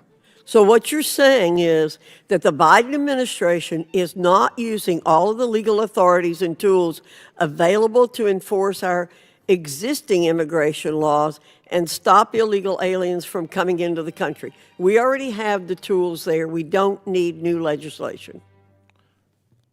This is not a resource issue. This is not, we need more border lanes, we need more money. This is a policy issue. Change the policies, and you can secure the border. We've proven that. So, you know, and as far as, you know, no one at this table is anti-immigrant. We're anti-illegal immigration because of the investigations I've conducted in 34 years. If I shared with the people in this room the terrible things I've seen that kept me up at night, you would agree with me. The secure border saves lives. Thank you. Mr. Edlow, do you have anything you'd like to add to the comments Mr. Homan has made in conjunction with why we don't need additional laws and what we can do to make sure that the laws that exist are enforced? Well, as Mr. Homan said, we, during the previous administration, used everything that was available, whether it be the Remain in Mexico program, whether it be the asylum cooperative agreements with Central American partners, or other programs that allowed the U.S. to quickly intake, process in for expedited removal individuals from certain countries, make sure that they had all due process within just a matter of days and were in front of an immigration judge within a matter of days. What I find kind of amusing is that the circumventing lawful processes, lawful pathways, notice of proposed rulemaking from the Biden administration noted that there were no alternatives available to what they were proposing, and they noted that alternatives such as an asylum cooperative agreement or Remain in Mexico were not viable options because there was no time to negotiate them. Why I find that amusing is the Trump administration did negotiate them, they were working, and the Biden administration pulled them back, ended them, destroyed them, and now they're saying, well, we don't have any alternative because we can't do that. It's just not the way it needs to be. But ma'am, if I may just also add, I'm not here today to say that we don't want to have lawful pathways for legal immigration. We absolutely do. What I'm concerned about today is the fact that the pathways that have been created via parole, via some of the other regulations that we're talking about, are simply unlawful. The parole programs are not allowed pursuant to existing law. If the law has changed, then I wouldn't be here talking about it. Yes, the Biden administration has been trying to be all three branches of government. It's been trying to be, it is the executive branch, but it's trying to take over through lack of enforcement of the laws, but through regulation to be the legislative branch and the judicial branch. Thank you, Mr. Chairman. I yield back. Thank the lady from North Carolina. Chair recognizes Ms. Brown from Ohio. Thank you, Mr. Chairman. Good morning. Mr. Homan, we actually agree on a couple of things, and that is there is zero comparison between the Trump and Biden administration. And yes, the Congress, this country, and the Constitution have a history of racism, and we are dealing with the ramifications of that to this day. Need I remind you of Article 1, Section 2 of the Constitution that states people who looked like me were considered 3/4 of a free individual for determining congressional representation. Or maybe I should remind you of the Civil War, which I know some folks on the other side of the aisle want to say it was about states' rights, but it was ultimately about slavery. And while some want to paint slavery as a workforce development or job training program of sorts that somehow benefited Black people, that's not the case. So for the people who were not packed up on ships and would like to get to this country legally through immigration, let's talk about that. The immigration system President Biden inherited has been broken for a very long time. In the words of President Biden, our problems at the border didn't arise overnight, and they're not going to be solved overnight. Extreme Republicans have a choice. They can keep using immigration to try to score political points, or they can help solve the problem. With congressional Republicans unwilling to come to the table and have meaningful conversations about solutions, President Biden has limited options to broadly address concerns in the immigration system. At every turn, my colleagues on the other side of the aisle have rejected President Biden's funding authorization and supplemental requests to confront our immigration challenges. The Biden-Harris administration requested $3.5 billion to secure the southern border with additional holding facilities and funding for 2,000 new asylum officers. That was rejected. On day one, the Biden-Harris administration sent Congress comprehensive immigration reform legislation to constrain illegal immigration, strengthen and support legal immigration, protect our dreamers and seasonal workers, and so much more. That was rejected too. And now the Biden-Harris administration is asking for congressional action to defend our law enforcement and address illegal crossings at the southern border through President Biden's supplemental national security funding requests. Unfortunately, House Republican leadership are rejecting the offer negotiated by President Biden, a bipartisan coalition of senators outright, despite not even having all the details. But even without having meaningful action by House Republicans, President Biden has taken a strong, substantial, significant steps to curb illegal immigration and address problems at the southern border. So, Mr. Beer, what specifically will President Biden's supplemental funding request do to stop the flow of fentanyl into the U.S. and combat human trafficking? Look, what they're proposing is to put more resources into our ports of entry. And really that's where you see fentanyl coming into the country. More than 90% is seized at ports of entry. They say, well, that's because it's all magically getting by the Border Patrol agents. Well, Border Patrol agents arrest millions of people. We have a huge sample size to draw from, to draw conclusions about who's coming between ports of entry. And they're not bringing fentanyl. They're not bringing drugs there. They're coming through ports of entry, and we know this, and they're hiring American citizens to do it because it's very easy to conceal fentanyl in legal luggage, in legal baggage, and legal travel. And so it's a whole misdirection to focus on. Look, I would want Border Patrol to be completely freed up to scan every nook and cranny for people smuggling fentanyl if we let people come into this country legally. That would be a great thing for the Border Patrol, and it'd be a great thing for the country, too. Thank you. And Mr. Beer, in your testimony, you talked about efforts to rebuild a functioning system when it comes to our country's immigration policies. Can you speak to how Biden's administration has been supporting these policies? Look, the Biden administration has done more than any other administration in our history to try to think creatively about how to address illegal immigration through lawful channels. Congress gave them the parole authority.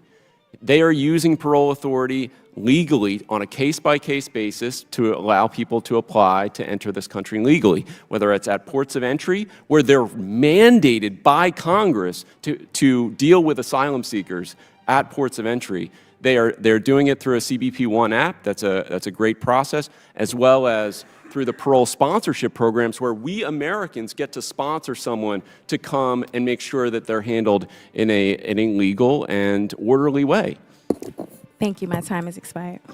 Lady yields. Chair recognizes a leader on this issue, Mr. Biggs from Arizona. Thanks, Mr. Chairman. Mr. Beyer, how many individuals on the terrorist security data set have actually entered the United States since President Biden took office? A couple hundred. No. That's the number that we've actually interdicted. How many have come in? Do you know? You don't know, do you? Do you? I know how many people Border Patrol has arrested. You don't know how many have entered, though, do you? Come on, let's be honest. I don't know. You don't know. I don't know. And you got about 1.9 million, something like that, in known and unknown gotaways? Yeah, I want Border Patrol and you don't know. to go after terrorists. You don't know how many have come in. If we let people come into this country legally. Answer the question, Mr. Beyer. I am answering the question. No, you're not. If people came into this country legally, we would have a much better, more secure border. Mr. Beyer, you don't know, do you? I already answered the question. Well, thank you. That was generous of you. Appreciate that. Have you ever been to the border and watched the current process that is gone through to issue a parole status to an illegal immigrant? I've seen it on video, but no, I've not. Not been down there, have you? I've not personally witnessed it. No, you haven't. Of course not. Of course you're not. But you're going to come here and testify that it's done on a case-by-case basis. You don't know jack squat about it. You haven't been down there. You haven't been down there. It is done on a case-by-case basis. So, Mr. Homan,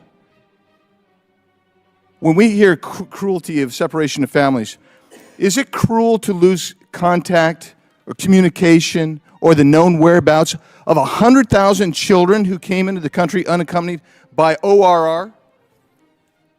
Absolutely. We don't know who these children are, if they're safe. We know that some have been in forced labor. We know some have been forced sex slavery.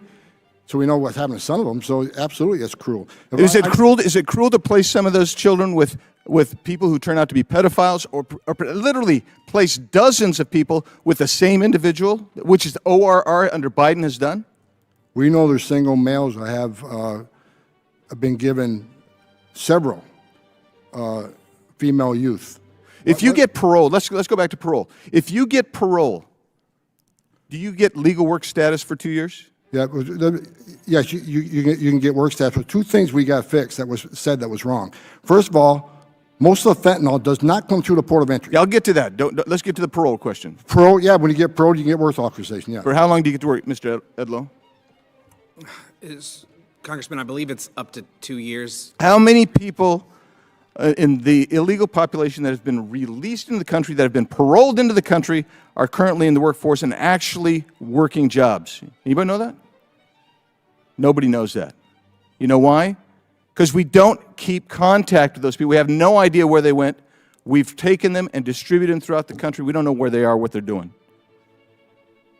So last year, we had 888,000 people were naturalized in our legal process.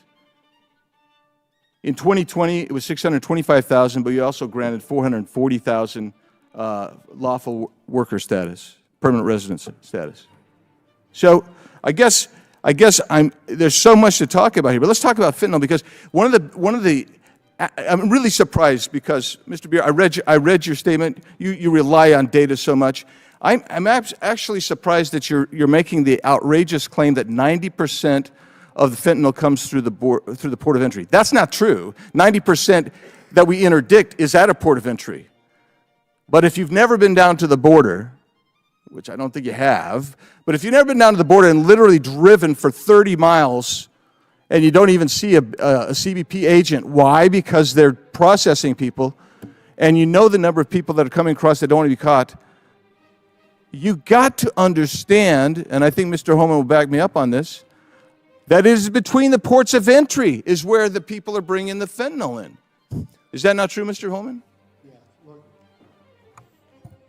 I spent 3 decades investigating criminal cartels that smuggle narcotics into the United States. They will use a route of least resistance. Will they go through a port of entry when every vehicle stopped, every driver spoken to, and then based on the CBP enforcement database, which I can't discuss, but when they put a license plate number in, it may say, this is someone you want in the secondary, and plus responses from the driver. Every vehicle is stopped. Between the port of entry, when 70 to 90% of the agents are off the line, and in several instances, nobody's on the line, that's when the criminal cartel is going to move the fentanyl. If you look at fentanyl seized by the Border Patrol and Maritime, by the Coast Guard, extremely high numbers. It's not a coincidence. When you have 70 to 90% of agents off the line, you got record fentanyl overdose deaths. It doesn't take a genius to figure out where it's coming. Yield. Mr. Chairman, I'd like to introduce a unanimous consent request for 2 articles, one ABC News, one Slate, showing the Trump administration had no intention to reunify separated families. The objection to order. Chair recognizes Ms. Stansberry from New Mexico for 5 minutes. Thank you, Mr. Chairman. I want to start today by sharing this image behind me. I hesitated, but I think it's important that the American people understand what we're talking about here. And I think it's really important that we remember what happened in 2017 when the zero tolerance policy went into effect. There were literally thousands of children from all over the world who were separated from their parents, and they were placed in cages. Many of those families have never been reunited to this day. There are hundreds of families that have not found their children because of this policy.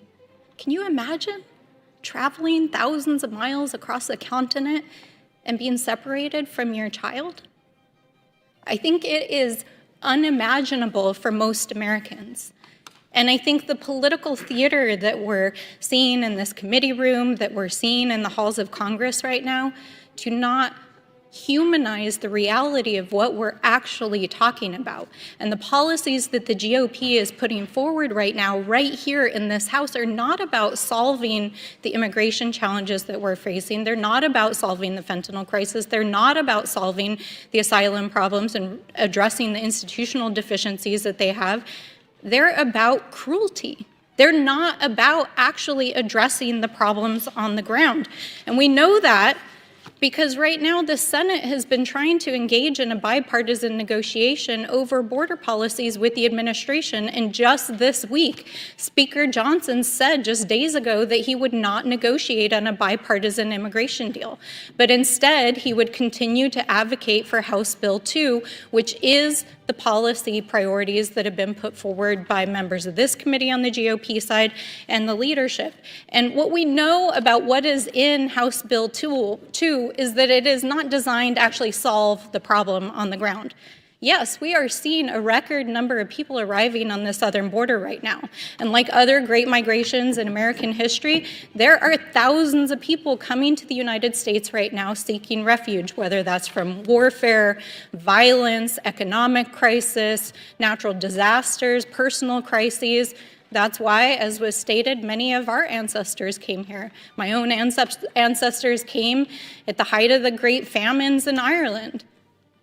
And luckily for my family and for me to be able to sit here today, they were able to become a part of this society.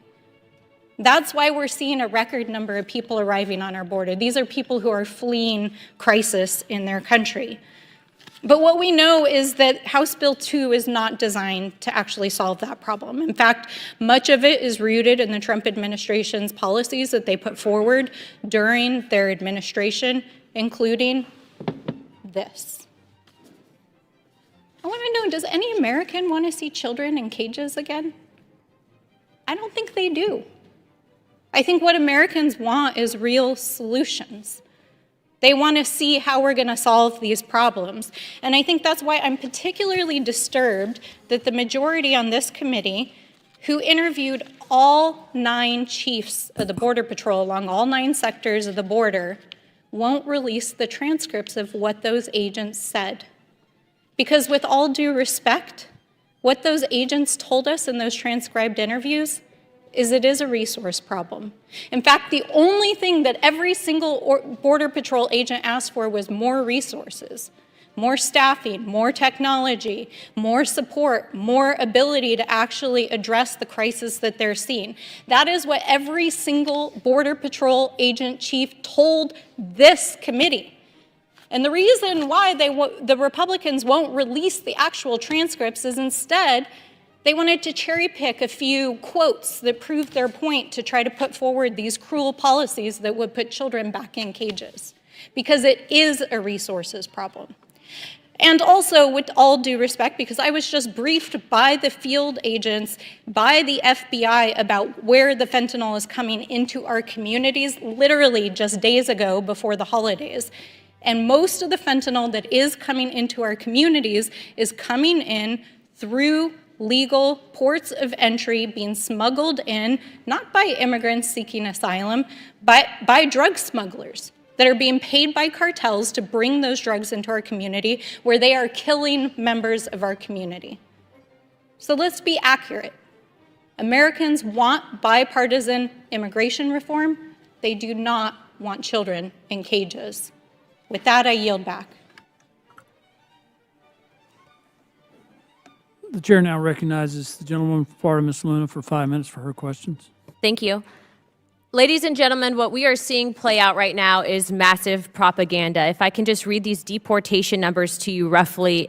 During the Obama-Biden administration, with no resistance, there were over 5.2 million people deported. And under Trump, with heavy resistance, not just from members of our own party, this House, but also the media, he roughly deported about 2 million illegal immigrants. And now with the Biden-Harris administration, we have a massive open border crisis, which, mind you, they ran on that entire platform in 2020. But I don't hear calls about xenophobia or racism, not from the party that wants to blanket label Republicans that do embrace family separation for the pure fact that we don't want kids put into the hands of traffickers. No, they are completely silent on that because of their allegiance to Biden. According to some members of their own party, though, if we don't allow illegals, we will have vegetables rot in the fields. If I can please have the oversight staff please play the first video.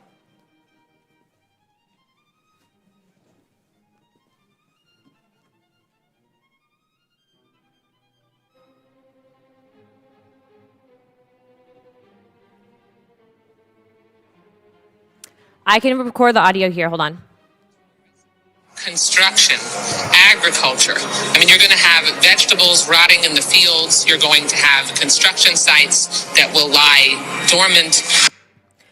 Mr. Human, according to the Oxford Dictionary of Prejudice, a preconceived notion or opinion that is not based on reason or actual experience, would you consider that to be a prejudice statement? Can you say that louder? Yes. As you can see, my colleague is not the only member of the Democrat Party that has actually made these egregious statements, but please save me the virtual signaling when you're completely silent on that commentary. If the staff can please play the second video.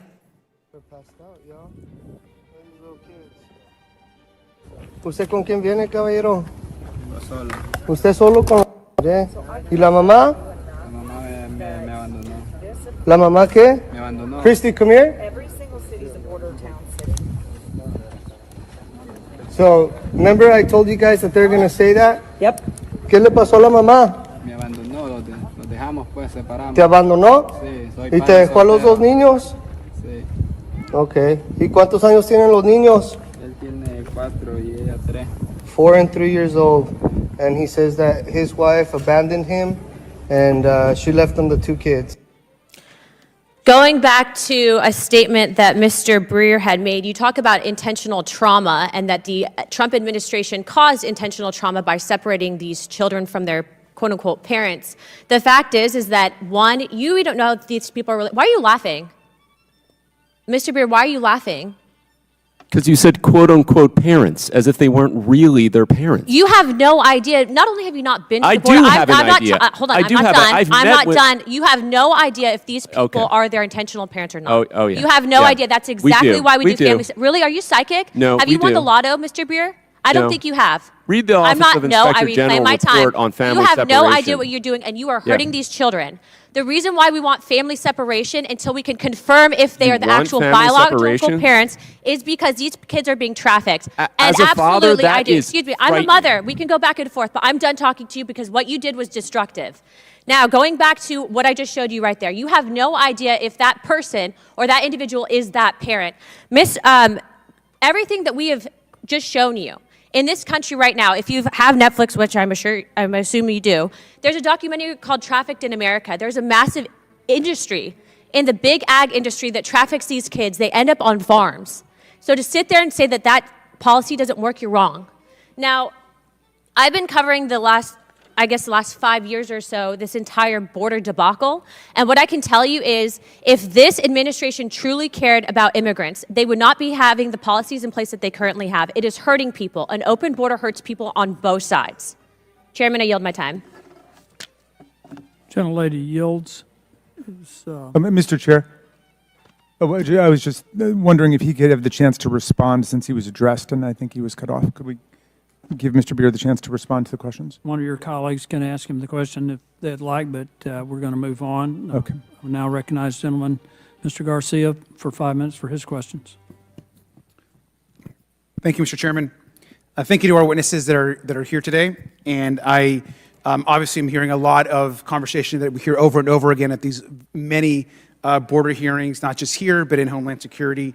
I want to remind everyone that just this week we saw the Republican Party nominate an insurrectionist, an indicted criminal, and a grifter who has accepted millions of dollars from foreign governments as their nominee for president, and that nomination rolls on. Now, as an immigrant myself, what's been the most offensive to me about Donald Trump is his disgusting rhetoric about immigrants.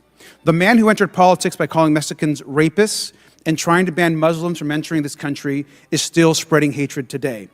Donald Trump has said that immigrants, and I quote, are poisoning the blood of our country, end quote. And I think it's important to remind ourselves of how horrific those words are. Now, this kind of rhetoric we hear all the time from Donald Trump, which we know also relates to something that Hitler once said. And our extremists here in Congress continue to parrot Donald Trump and his attacks on migrants and immigrants. We all want an orderly and safe border, but the idea here that we can have a serious conversation about the border is insane. Now, Mr. Breer, it's good to see you again, and I want to thank you for your testimony. And if you don't mind, I'd like to get your thoughts on some potential border solutions that we've actually heard a few times. Here I have a poster, and if you see it, it's got these alligators on a moat, and they're at the border. and this one's got a little hat. Do you think it'd be a good idea to build a water-filled trench filled with alligators along the border? That would be a misuse of taxpayer dollars and extremely inhumane. So you think it would be inhumane to build a moat, put alligators in them along the border? That would not be a good idea. No. What if we instead ordered soldiers to shoot migrants in the legs and stop them from coming to the U.S.? Would that be a good idea? No, that would be attempted murder. What about the wall that Trump, of course, was building? Would it be better instead if we electrified it and put spikes at the top of the wall? That would dramatically increase the cost that Border Patrol would incur. We've already seen how Border Patrol's wall has caused so many more injuries. They have taken millions of dollars to care for the people who have suffered injuries falling from that wall. And Mr. Beer, what if instead we launched military strikes against targets in northern Mexico? Would that make the border, you think, more or less secure? It would make it less secure. Creating a crisis in Mexico would probably be the best thing you could do to increase illegal immigration. I only ask you all these questions because these are all proposals by the Republican frontrunner for the nomination, Donald Trump, former President Donald Trump. Every single one of these ideas, alligator moats, missiles into Mexico, shooting migrants in the legs, putting spikes on top of the wall. These are all the ideas on how to make our border system and our immigration system more fair, according to Donald Trump. So obviously Donald Trump has no idea what he's talking about, and it's over and over we're seeing these horrific ideas. Now, Mr. Beer, do you think it's even possible to secure the border through force or deterrence alone, as some of my colleagues are suggesting?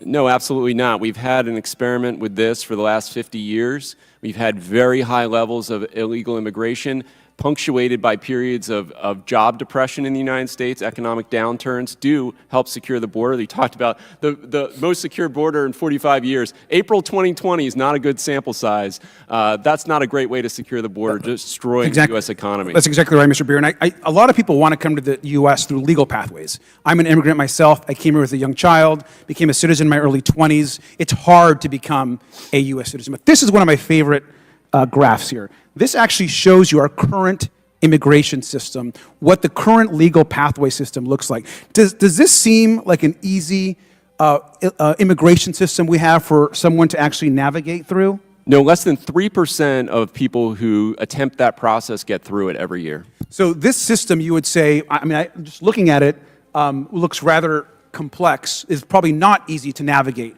for someone seeking a legal asylum or a process here. Is that correct? Absolutely. Everybody, almost everyone needs an attorney in order to navigate this type of process. And I will tell you that as someone that tried to navigate this system back here, being cheated on by numerous attorneys, cheated my family, stole money, woke up at 4 in the morning to get in lines that we were never seen at different offices.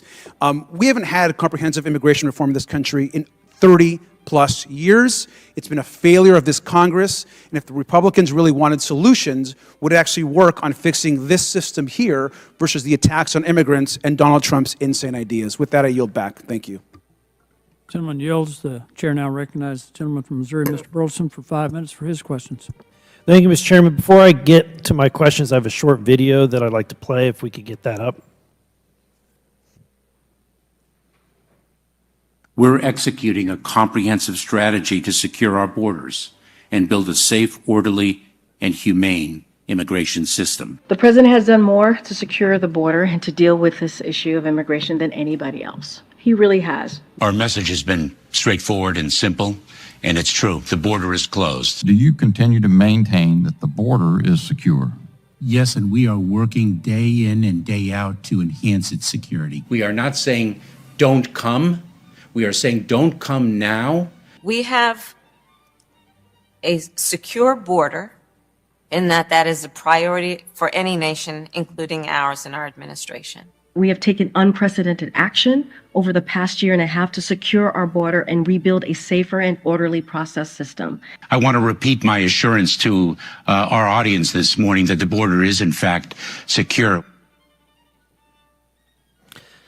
You know, as we saw in the video, the Biden administration is repeatedly claiming that the southern border policies are safe, orderly, and humane. They repeatedly claim that the border is closed and that the border is secure. They've made these claims hundreds of times in the public since coming into office.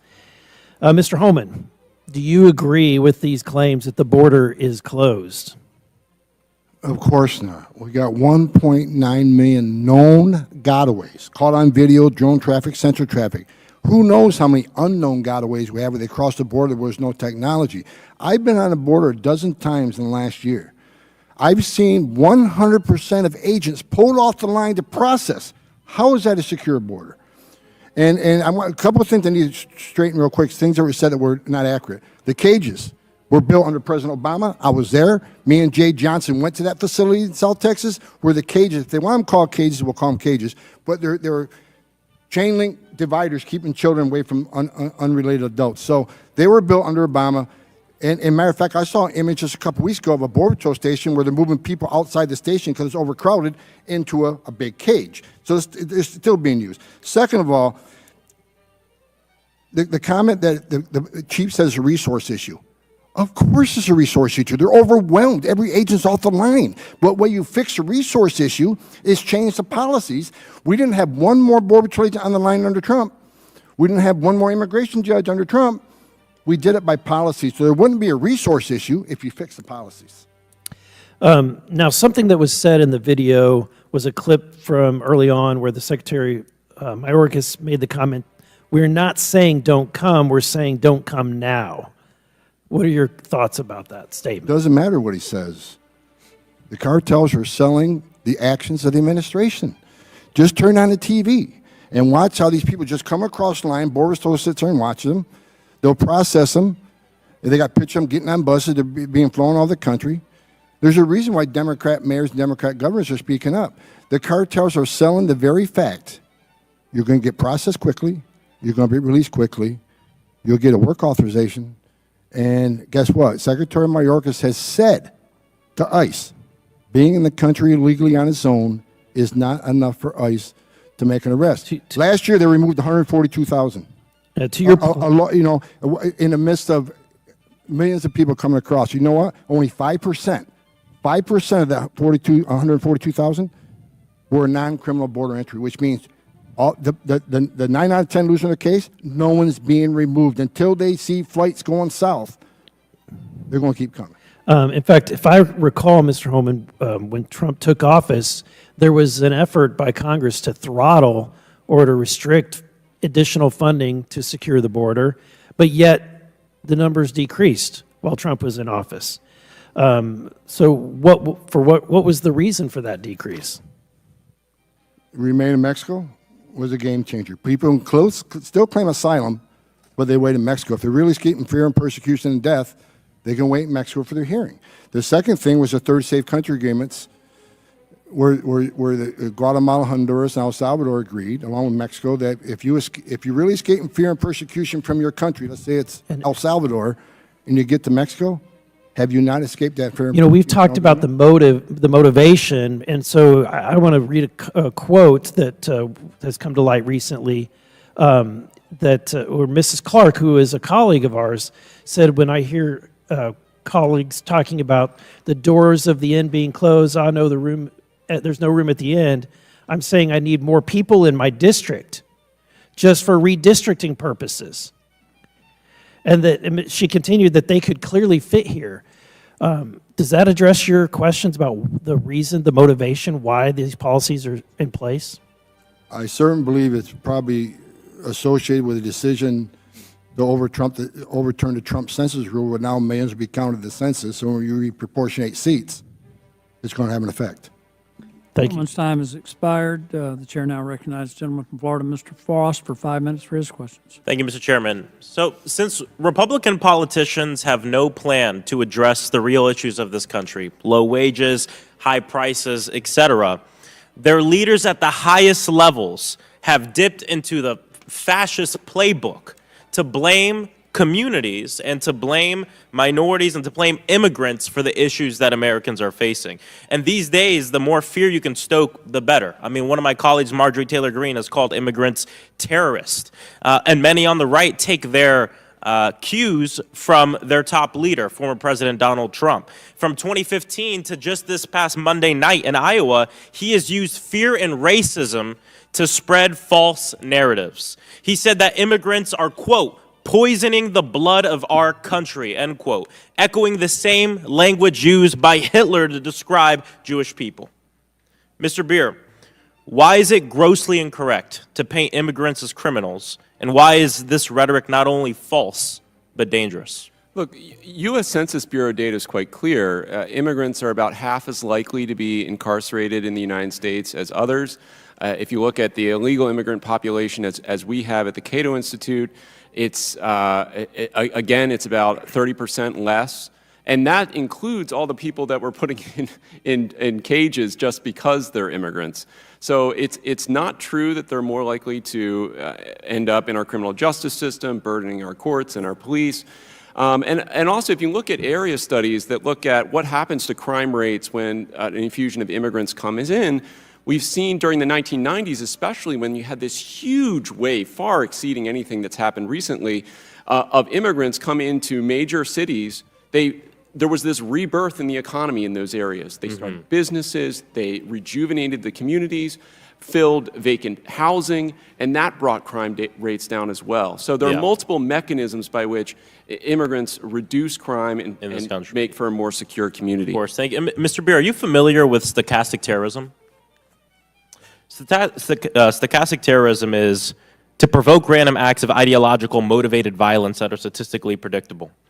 Last year, a gunman murdered 23 people and injured another 22 in El Paso, Texas, using the same rhetoric of invasion and the great replacement theory that we hear from Donald Trump and many leaders on the right. Mr. Beer, what's the point of stoking this type of hate towards immigrants?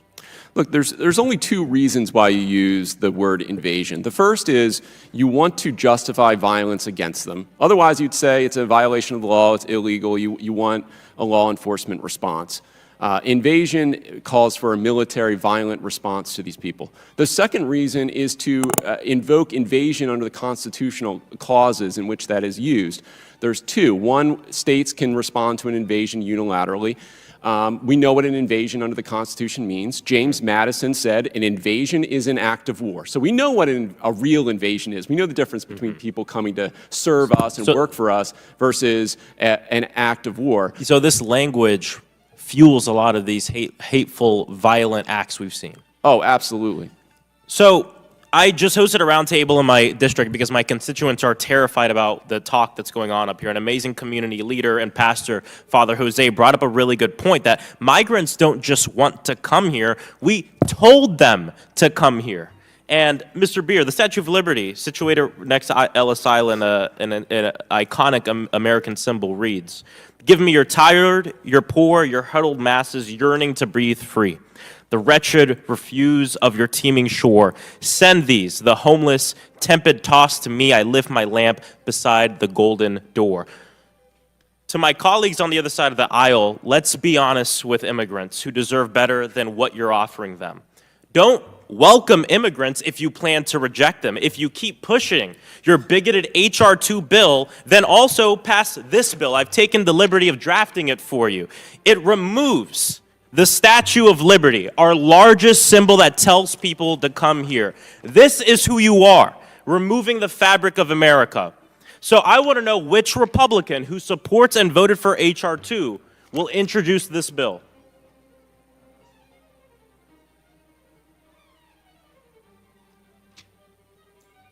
If you're going to support H.R. 2 and these bigoted measures, the least you can do is not be a damn liar. As Americans, we must reject hypocrisy and lead with love. And as long as Republican officials are more interested in peddling hate, the solutions and to fixing this problem in our immigration system will only get worse. Thank you. I yield back. Someone yields. I just want to take a minute to tell you I appreciate, Mr. Homan, you pointed out that the cages were there during the Obama administration, and if the Biden administration had wanted to, they could have removed them day one. The chair now recognizes gentleman from Florida, Mr. Waltz, for 5 minutes for his questions.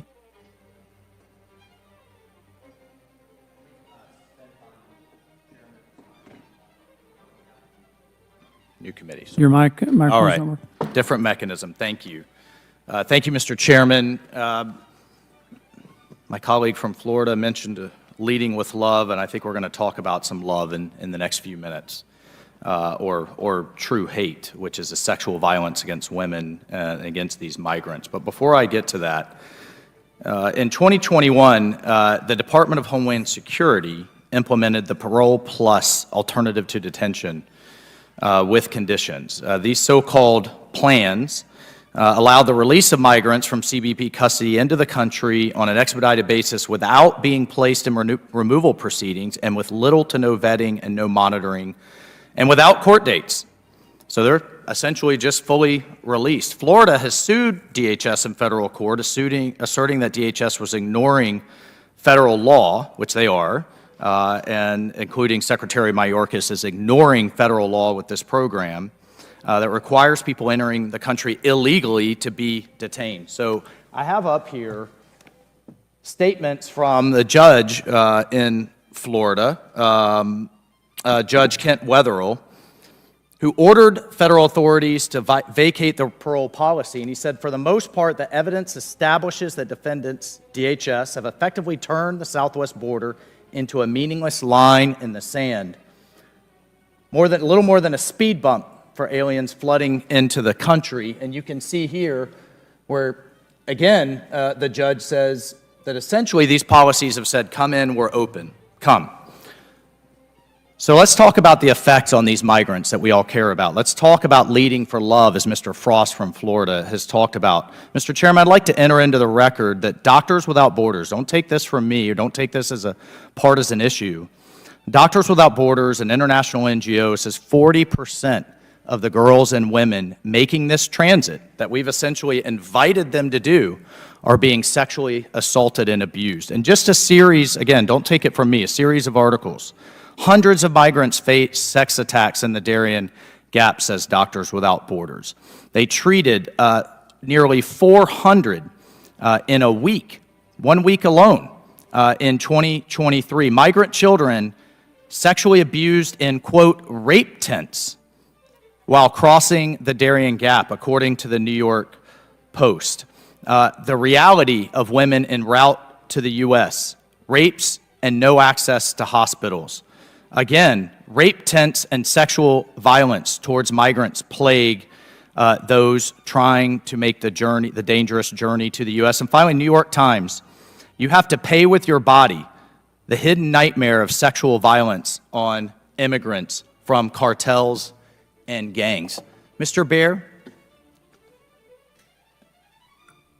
what would you say to I could keep going, to the abuse on these millions? I mean, if you just look at the numbers and do the math, we've got, just in 2 months, DHS released 250,000, enough to fill entire stadiums. Look, I'm a father. Do you disagree with the judge that essentially these policies say, come in, we're open, and I'm a father of a daughter too, which is where I think you're going, and how abhorrent this is, that our policies are saying, come, so you can get a job and go in the United States? I don't want people to have to immigrate illegally. I want them to be able to come legally. Do you want them to be able to come legally? If you don't want them to be able to come legally, then this is what you're for. I am for legal immigration, okay, so for orderly immigration. You want to let them However, you're espousing policies that invite people to come however they can. No, I want them to come and legally. 40% by gangs and by cartels and by smugglers of these poor young girls are forever scarred and abused because of policies that the other side of the aisle and that you are advocating for. And it's disgusting, and it has to stop, and H.R. 2 would put a stop to it. So my friend can call it bigoted if he wants. He can throw those ad hominem attacks around. It would make it We're worse. looking to put a stop to it. Let me just Because ask it you my ends the remaining parole time. My program. remaining time.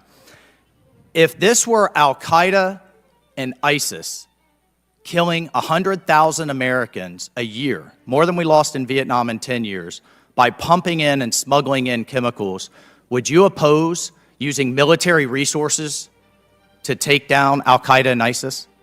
I oppose the war on terror, yes. It was a disastrous mistake. It completely disrupted the Middle East and made the problem For the record, Mr. Beer has opposed the war on terror to keep Americans safe. I think that if says we it all, my bomb friend. Mexico, I it yield will my make time. the problem way Someone worse. has yielded. The It chair will now recognizes absolutely from Texas, Mr. make it the Kazar, worst for 5 minutes for his disaster. questions.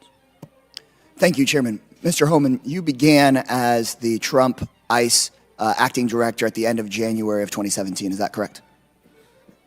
I think the date is January 30th, 2017. Does that sound more or less Yes. right? And you recall on your first month on the job, Operation Crosscheck, which was a large-scale immigration enforcement action across multiple cities. Do you recall that? Not specifically, but we did a lot of operations like that. It was a very significant operation targeting communities in multiple states starting on February 6th, 2017. The ICE officials at the time said this was about going after, and I quote, criminal aliens and making us less safe. But they said that this was about making us more safe. But in my community of Austin, Texas, the majority of people arrested and separated from their families had no criminal conviction at all. Do you recall this? I don't specifically recall that, but there's no prerequisite in immigration law that says you I understand, but you are to be arrested for being in the country illegally. I understand that. Your ICE spokeswoman at the time said that, quote, the purpose of the operation was removing from the streets criminal aliens and other threats to the public. But then a majority of people arrested had no criminal conviction. Does that square up for you? I don't recall that. I find that. I have another question for you, sir. Are you aware that your chief of staff, when they were asked this question, wrote emails asking agents to come up with, quote, top 3 egregious cases in order to deflect criticism? And if there weren't 3 egregious cases, go include a case from a different city. Are you aware of that? No, I'm not. So you're not aware of what your chief of staff was writing? I don't know every email he writes. No, I don't. There was an email directly to you from DHS Secretary Kelly asking for this issue to be addressed. Then, in my city of Austin, Texas, ICE officials were told they failed at this task because the egregious case that they wrote up was from before the time of the operation. Do you recall that? I recall when I was ICE director, we arrested thousands of criminal aliens. You're not answering my question. Reclaiming my time. Reclaiming my time. Do you recall that when you were asked whether this had to do with public safety, that then Agent LaRon Bryant said to federal judge Andrew Austin that the reason for these ICE operations was not related to a safety protocol, but instead was a result of the Travis County, where Austin is, new policy that would target criminal enforcement on immigrants rather than deporting non-criminal immigrants. Do you recall this? No. So you don't remember that Agent LaRon Bryant said under oath that under you, in your first month as director, that there was a targeted operation at a city because of a policy choice from a local elected official. You don't recall that?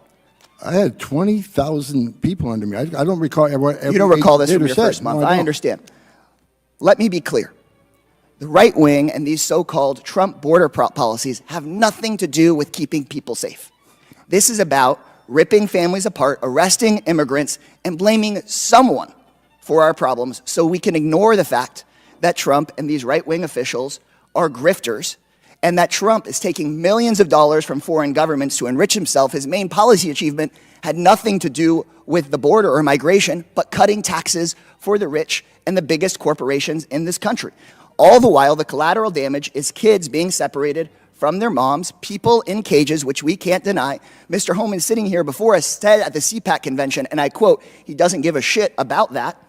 And desperate people living in the shadows, that is undocumented. You just said something that wasn't true. Mr. Chairman, would you please stop the witness from interrupting our members? While legal pathways to migration remain closed and are getting even more closed. Folks here saying they care about sexual assaults by cartels, give me a break. The Republican policies of trying to close legal pathways towards migration is the best blessing that cartels could have ever asked for. By making it harder for people to apply for parole, by making it harder for people to seek asylum, Republican policies are exactly what the cartels would like. Y'all are making the cartels money. Y'all are making the cartels money by trying to slash addiction services, by trying to slash helping people with mental health. Then, yeah, you're helping the cartels. If I was a cartel leader, I would be picking the Republican policies being proposed in H.R. 2 every day of the week. You have people like Governor Abbott saying he would shoot migrants coming across the border if he wouldn't get prosecuted for murder for it. You've got Trump saying immigrants are going to poison the blood of our country. Don't come here and say that you actually care about the safety of those immigrants. If you cared, then we would update our immigration laws for the first time since basically I was born, so that people could apply safely and wouldn't have to go to a cartel and wouldn't have to go to a criminal organization. Immigration is a good thing. Immigrants are less likely to commit crime, more likely to start small businesses, help us economically. Sure, the food and the parties are much better with us here, but in our system, we have to open up legal pathways. And let's not say that this is about safety, because every step of the way, your agency lied and said it was about safety while you were separating kids. Gentleman's time has expired. To the witnesses, if someone says something that hurts your feelings, just leave it there and don't interrupt the members. Respect their time. The chair now, I recognize myself for 5 minutes for questions. Mr. Homan, we've heard discussion about using technology to secure the border, but technology really doesn't secure the border. It allows you to see who's coming to the border. And if you've got agents tied up processing people crossing illegally, it really doesn't do anything in terms of interdiction. Is that correct? Could I respond to the earlier remark, sir? That was saying I did something that wasn't said at all? I think it's important we set the record straight here.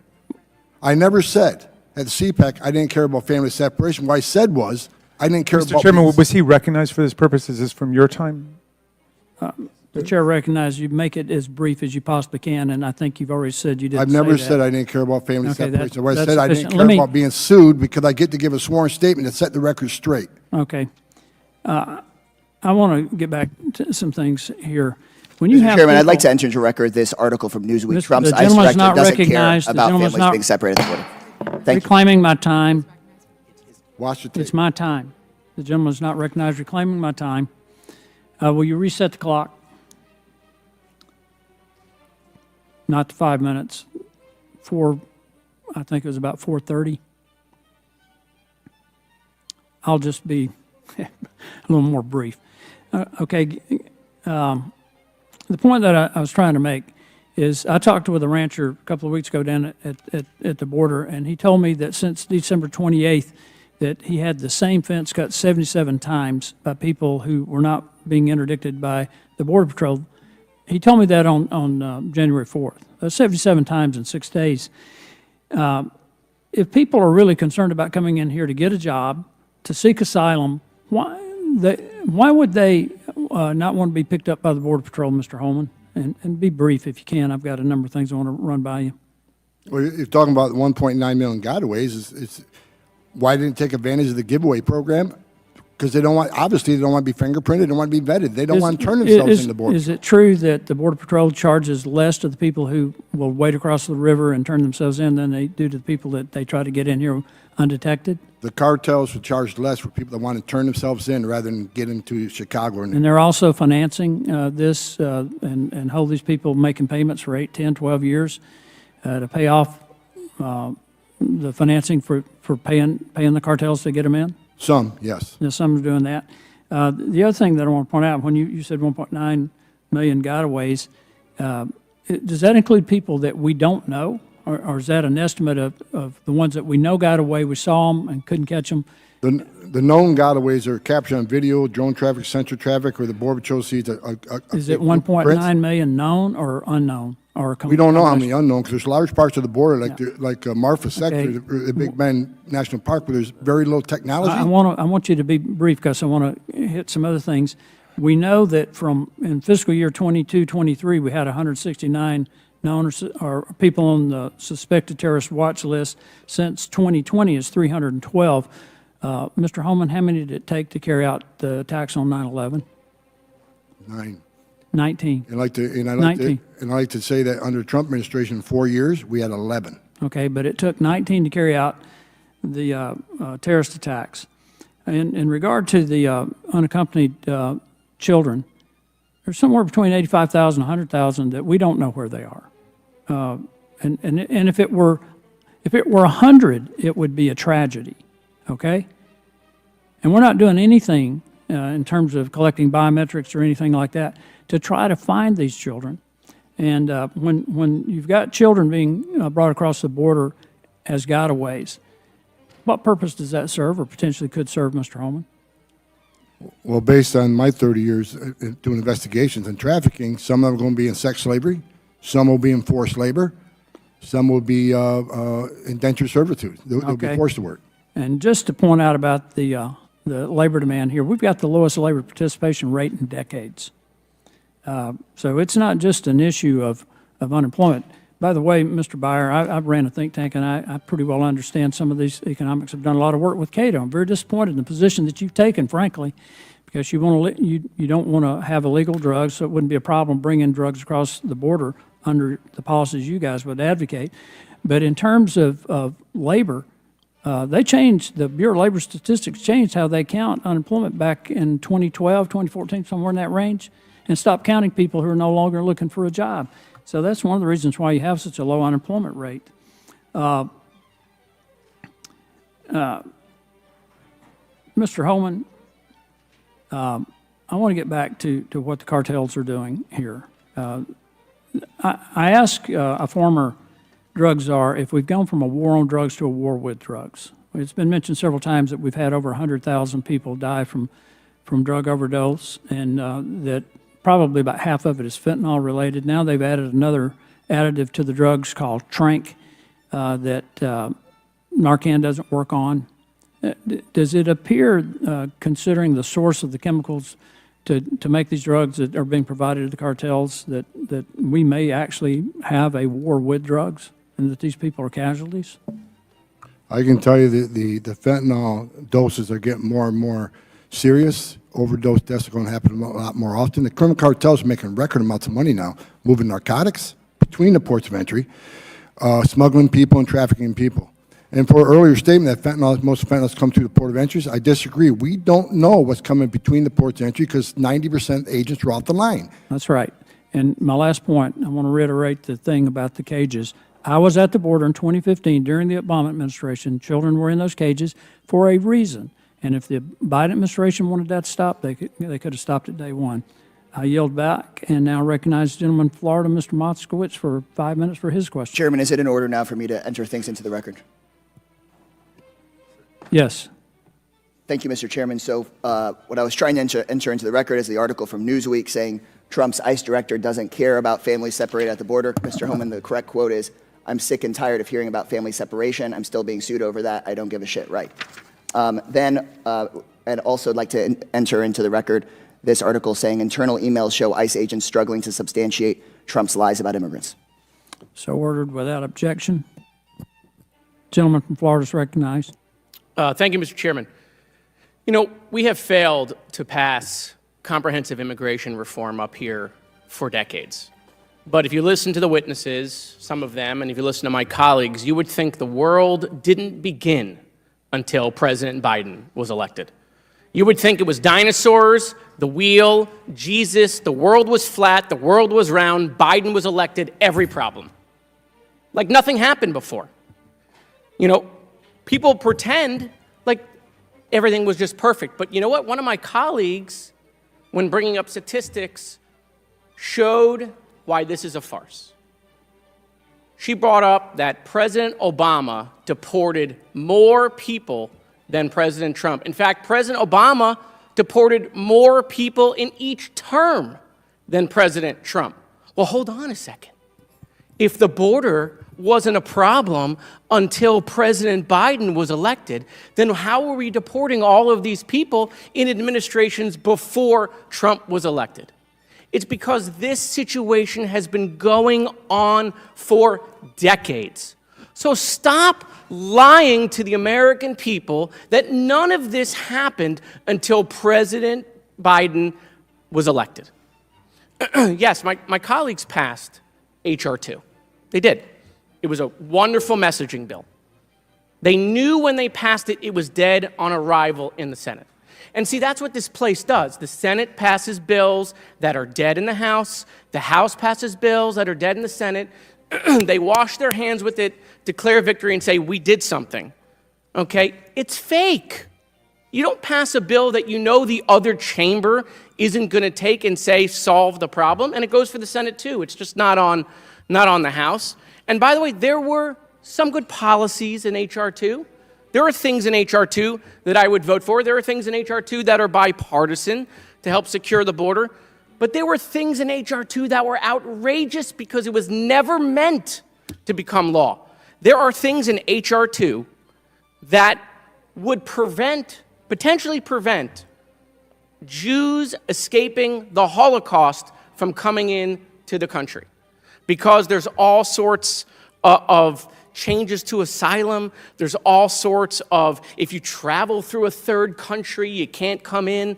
There's all sorts of language in there that, again, was never meant to become law. And I don't think my colleagues, by the way, put that in there because they would want to prevent Jews from coming into this country.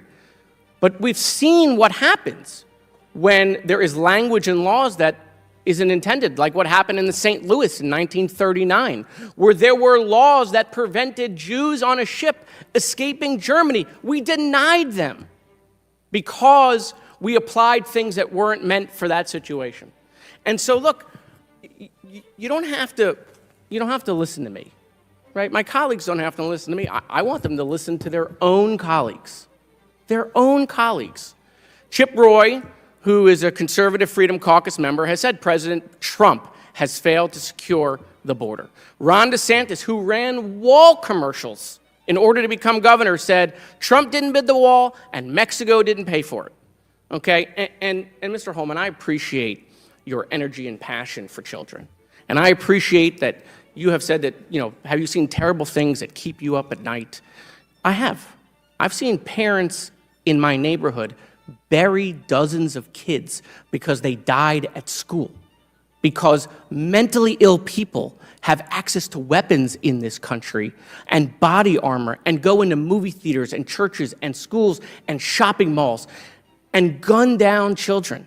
You want to talk about a wall? You're talking to a wall. They're a wall. They don't want to help kids. By the way, they don't want to solve this issue either. Again, don't listen to me. Just listen to the speaker, who was caught on a call the other day saying that we can't solve the border crisis until after the election. By the way, here's Congressman Troy Niels giving it all away. Giving it all away. Let's read this. Let me tell you, when he's talking about immigration, let me tell you, I'm not willing to do a darn thing right now to help a Democrat, to help Joe Biden's approval rating. I will not help the Democrats try to improve this man's dismal approval ratings. I'm not going to do it. He's saying he's not going to do anything on the border. And he's from Texas, which needs help.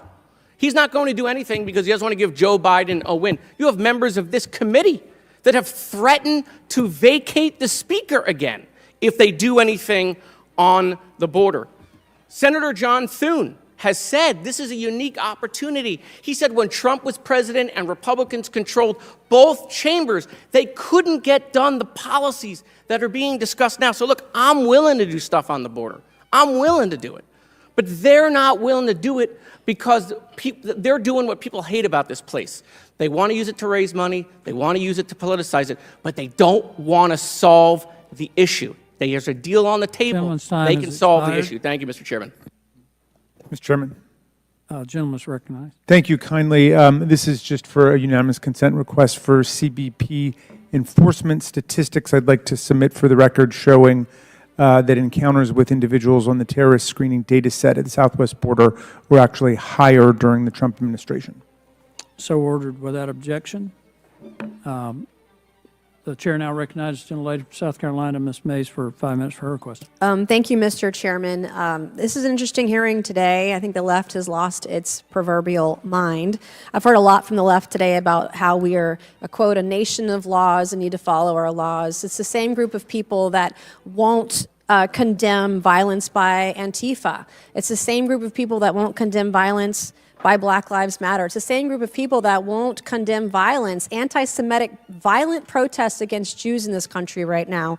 And they want to lecture us about following our laws, which is complete and total BS. Joe Biden and Alejandro Mayorkas have willfully and intentionally unleashed an invasion of this country by illegal aliens from around the world, including known terrorists, sex offenders, and drug traffickers. By systematically dismantling the successful border security policies of the Trump administration, they flung the border wide open for any and all who wish to enter here illegally. That is on their backs. They claim their open border policies are compassionate, but the unprecedented humanitarian, national security, and economic crisis they have created is anything but. From a humanitarian standpoint, the horrors caused by the Biden administration's open borders are beyond words. Criminal cartels who control the border force illegal aliens, including women and children, into indentured servitude, sex slavery, drug trafficking, and worse, to pay their way into the United States. In fact, studies estimate 60% of unaccompanied alien children are exploited through child pornography and drug trafficking. If you speak to law enforcement at the border, you will hear of the rape trees, where they hang the underwear of women and girls they brutally raped on their journey to America like a trophy. There have been record deaths of illegal aliens, record deaths of American citizens due to fentanyl, and record profits for drug cartels at the hands of this administration. 10 years ago, I didn't even know what fentanyl was, and just in 2023 alone, I knew 2 people that died of a fentanyl overdose. Open borders aren't compassionate, they are evil. And I hope like hell, Governor Abbott and other governors at the southern border let these sanctuary cities know what's going on at our southern border and share that evil with them, because this is at their hands too. And all of a sudden they have illegal immigrants in their cities and they don't want anything to do with them anymore.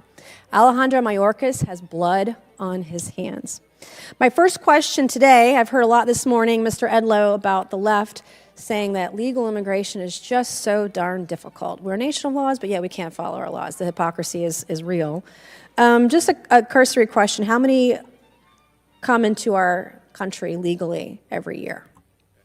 The number, I couldn't give you an exact number, but it's close to 1 million, if not over.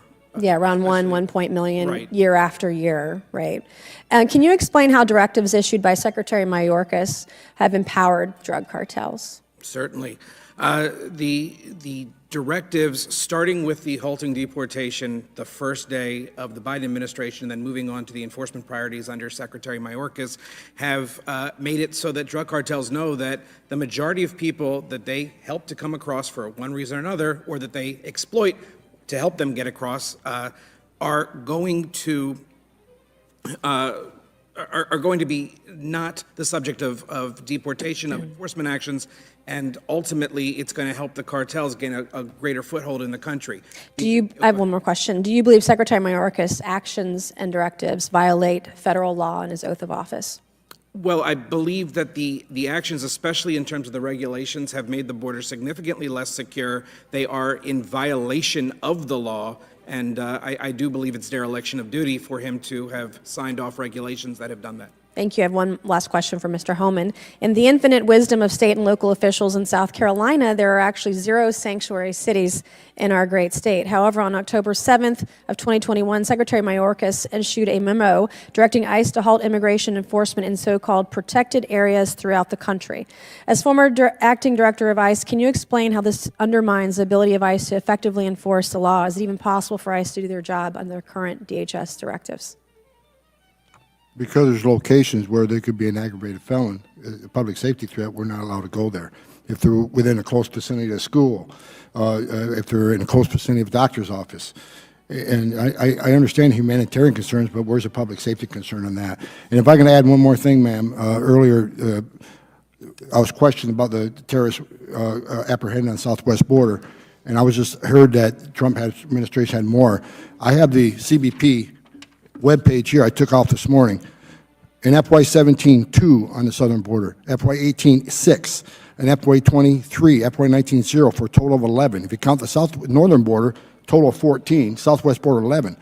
Under the Biden administration, FY21, 15, FY22, 98, FY23, 169, so far this year, 30. So we got a grand total over 282 compared to 11 or 14, depending on what border That's DC math for you. Thank you, Mr. Chairman, and I yield back. Thank you. The chair recognizes Ms. Tlaib from Michigan. Mr. Chairman, I have a unanimous consent motion. I'd like to enter an article into the record. Proceed. Thank you, Mr. Chairman. The article reads, Marjorie Taylor Greene threatens to oust Speaker Johnson over border deal. Thank you, Mr. Chairman. Without objection, so ordered. Ms. Tlaib. Thank you so much. Mr. Chair, if I may, I do want to begin in asking unanimous consent to enter into the record research from Immigration Forum confirming that evidence that indicates that illicit fentanyl is primarily brought to the United States by American citizens and usually through legal ports of entry. Without objection, so ordered. Thank you. I grew up in Southwest Detroit, and if you look at Southwest, it's the most vibrant economy-wise, but cultural. It's diverse, 20 different ethnicities. And many of my neighbors have been mixed up with or just been really directly impacted by the broken immigration system. And it's something we're not talking enough about. We always focus so much on the border, but let's talk about so-called, quote, legal immigration in our country. Mr. Beard, are you familiar with the Visa Bulletin? Yes. This is where our families go to that are United States citizens or green card holders, where they say, oh, I'm going to go ahead and apply for my sister, my brother in Mexico or other countries.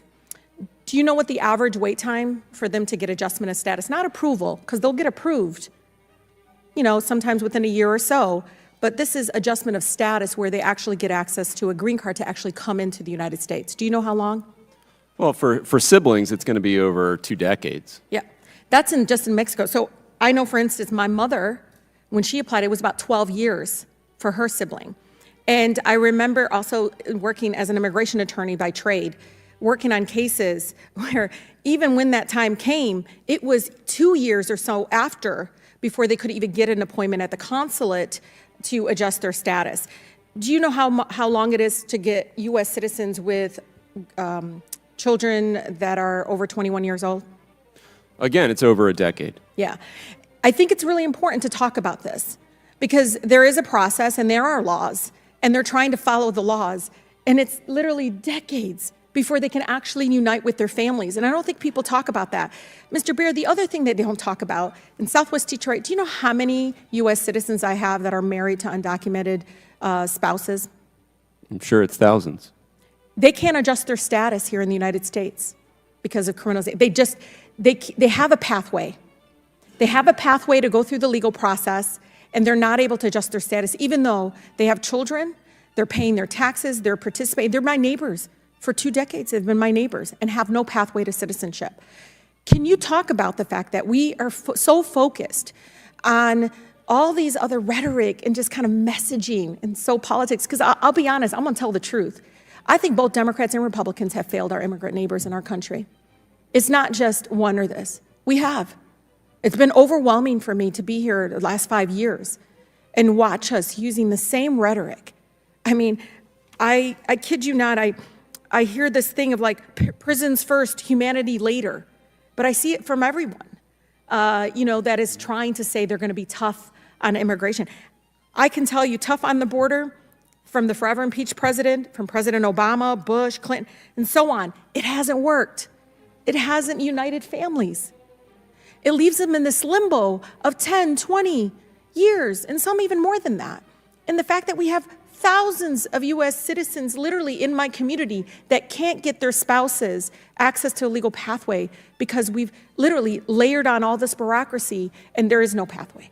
And that's why I think it's really important for all those advocates, everyone that continues to come to our offices, when they're talking about fix the immigration system, this is what they're talking about. They're talking about this. Can you talk a little bit about the importance of talking about these processing times, talking about the fact that we're not actually really investing in so-called legal immigration process in our country? Yeah, so you mentioned that, it's 2 decades for a sibling, it's over a decade now, but those are just the ones who applied a decade ago. For the people who are applying right now, it's effectively indefinite because there's been so many people who've applied over the last 2 decades that at this point, these legal immigration pathways effectively do not exist. For Mexico, basically, you cannot apply for that family-based immigration system at all. Your sponsor will certainly be dead before you can immigrate. So at this point... Yeah, but all my colleagues can just go to this Visa Bulletin. Right now, do you know what they're working on for unmarried sons and daughters of U.S. citizens? They're working on 2015 applications that have been approved, but they can't adjust their status. I think it's important because there are people that are trying to do the right thing, and we're failing them because we don't have a process that meets the needs of our country. With that, Mr. Chair, I yield. Thank you. I'll now recognize myself for 5 minutes. Thank you all for being here today, first of all, to address the worst border crisis our nation has ever seen. The chaos we continue to see at the border didn't just materialize out of thin air. It's fueled by 3 years of misguided policies from this administration and the refusal to enforce the laws we have in place. The numbers speak for themselves. Over 8 million illegal crossings, thousands of pounds of fentanyl pouring into our communities, and hundreds of individuals on the terrorist watch list apprehended, trying to take advantage of this administration's failure to act. Mexican cartels and Chinese fentanyl manufacturers are making billions in profits, while Americans are losing family, friends, and loved ones in record numbers to the fentanyl epidemic. My home state of Kansas has seen a 73% increase in fentanyl overdoses, the highest in America. It's hard to find a community in my district that hasn't been impacted by fentanyl, and when I talk to local law enforcement, it's clear that the epidemic is getting worse every day. It's past time to restore the rule of law, secure our borders, and implement solutions to crack down on fentanyl traffickers. That's why I supported H.R. 2, common sense legislation passed by House Republicans to restart construction of the wall, provide more resources to our Border Patrol agents, and end failed Democrat policies that continue to incentivize mass migration. The truth is that a country without borders is not a country at all. President Biden and Secretary Mayorkas turn a blind eye to the invasion at the southern border and have failed to protect American families and communities. We have no choice but to find new leadership at the Department of Homeland Security. I want to thank the witnesses again for being here today and look forward to our discussion. Mr. Homan, appreciate you being here and appreciate all the work that you've done. In your testimony, you stated that more Americans are dying from fentanyl poisoning than ever, over 112,000, as the drug is pushed across our southern border. From your experience, what inadequacies do you see in the current administration's approach to addressing the rise in fentanyl? If you could focus on fentanyl specifically. Well, more fentanyl is getting into the country because the Border Patrol is overwhelmed. We got record numbers, as you said, 8 million encounters across the southwest border. I have been to the southern border a dozen times. On average, over 70% of agents are pulled off the line to process this humanitarian issue. I've seen sectors in the last few months where every single Border Patrol agent in that sector is pulled off the line, which leaves hundreds of miles of border open. The criminal cartels in Mexico, let me be clear, have operational control of our southern border. They decide what comes across, where it comes across, and who comes across, and what comes across. Because they'll create gaps. They'll send a big group of illegal aliens in one sector to take whatever few Border Patrol agents are left on patrol to seize to that event, because these people are in bad shape. We got a humanitarian issue we have to deal with. And they create gaps in the system. That's when they push the fentanyl and the trafficking of women and children and the gang members that don't want to turn themselves in. That's why we have 1.9 million known gotaways. And how would, I mentioned H.R. 2, how would the passage of H.R. 2 into law make a difference? Because it takes into account a lot of the Trump policies, which were proven effective. That's not my opinion. And we can talk about raw data. I mean, I've been hearing these numbers being thrown around. You can cherry pick the number as much as you want. If you're going to argue that the border is more secure under this president, under President Trump, it's a fallacy. It's not true. Will you quickly address the job that you think Secretary Mayorkas is doing? It's terrible. And let me say this. Secretary Mayorkas was a deputy secretary in 2014, 2015 under President Obama. Joe Biden was vice president. We had a family surge at the time. How did we address it? We built family centers, residential centers. We built detention facilities. We made them see a judge. And when they're detention, they see a judge within 35 to 40 days, so they're not in detention long. Most of them lost their case. We put them on an airplane and sent them home. And it worked. The numbers dropped. What is he doing now? He's not detaining them. They're being released with no judge appointment, many of them, and he's not removing them. 5% of what they removed last year was a non-criminal border entrant, which shows if there's no consequence, if you're not going to remove them, they're going to keep coming. Yeah. Mr. Edlow, how many green cards are issued every year? The exact number escapes me, Congressman, but essentially Congress has prescribed that there's a certain number, a limit per family-based, also employment-based, and then another 50,000 or so for diversity. So it's about 800,000 to 1 million. I just cannot remember the exact number. Yeah, and does our immigration system, is it closed down, as was alluded to? Is nothing happening? No, there's Speak plenty. to that very briefly. There's plenty happening. The visa bulletin is something that explains kind of where we assume things are in the pipeline, given the limitations that Congress has put on the yearly number of visas that can be issued. Those numbers do get played with, though, so, you know, from 1 month to the next, there are long wait times. I'm not going to sit here and deny long wait times for certain categories, but from one month to the next, those dates do vary kind of significantly. Thank you very much, and again, thanks for being here today. The chair recognizes Ms. Bush from Missouri. Thank you. St. Louis and I are here today in solidarity with our immigrant community and in opposition to the demonizing and scapegoating by far-right MAGA extremists.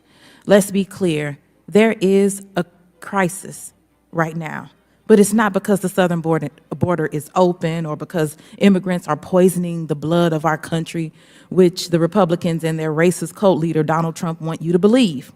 The real crisis is one of, nope, it is, he is not a current president. The gentlelady will suspend until the motion is dealt with.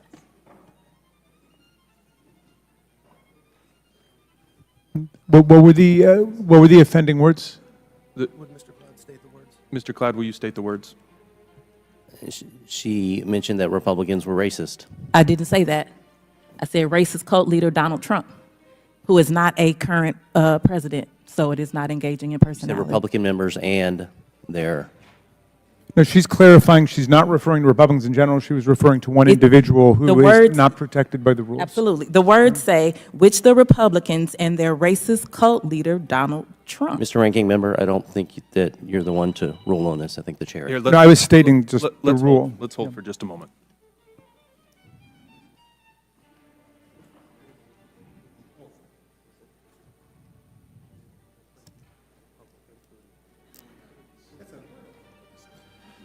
The rules apply only to when you're engaging in personalities of specific members, so the comments are in order. The gentlelady can continue. Thank you.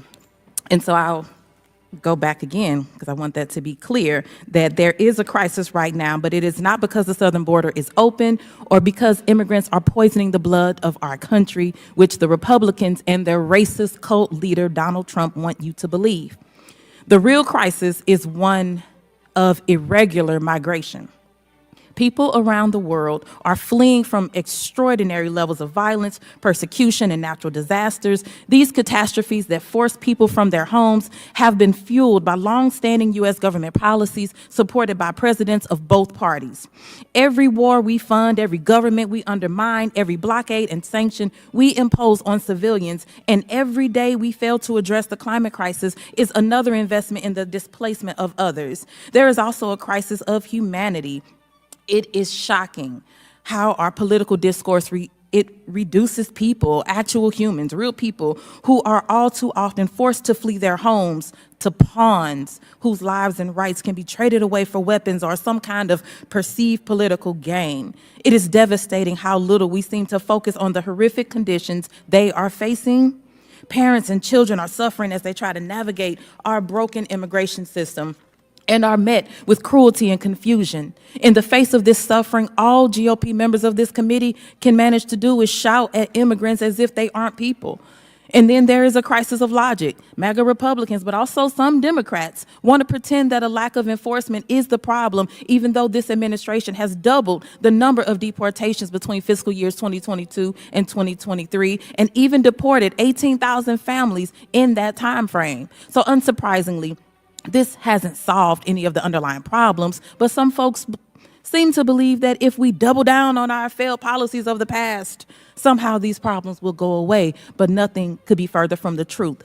The truth is that we will undermine our immigration system and make all the existing problems worse if we repeat the mistakes of the past. Failing to end our dangerous policies that fuel chaos abroad will only guarantee more people being forced to flee their homes and countries. Right now, Congress and the administration are signaling they are willing to use immigrant communities as bargaining chips for more war and more weapons. However, raising the credible fear standard and imposing violent enforcement policies like mass family separation and summary deportation would destroy our asylum system for a generation. would violate our obligations under international law and ensure more chaos in the immigration system. The damage caused by this chaos and inhumanity is personal for me and my constituents. My office has seen a significant increase in immigration cases in the recent months. Each one shows the human dimension of this issue. A family fleeing the horrific violence in Sudan, a mother who can't take care of her ill child, a woman with cancer whose family members can't visit her, a doctor whose fiance can't live with her, a young man whose wife died and whose family members couldn't attend her funeral.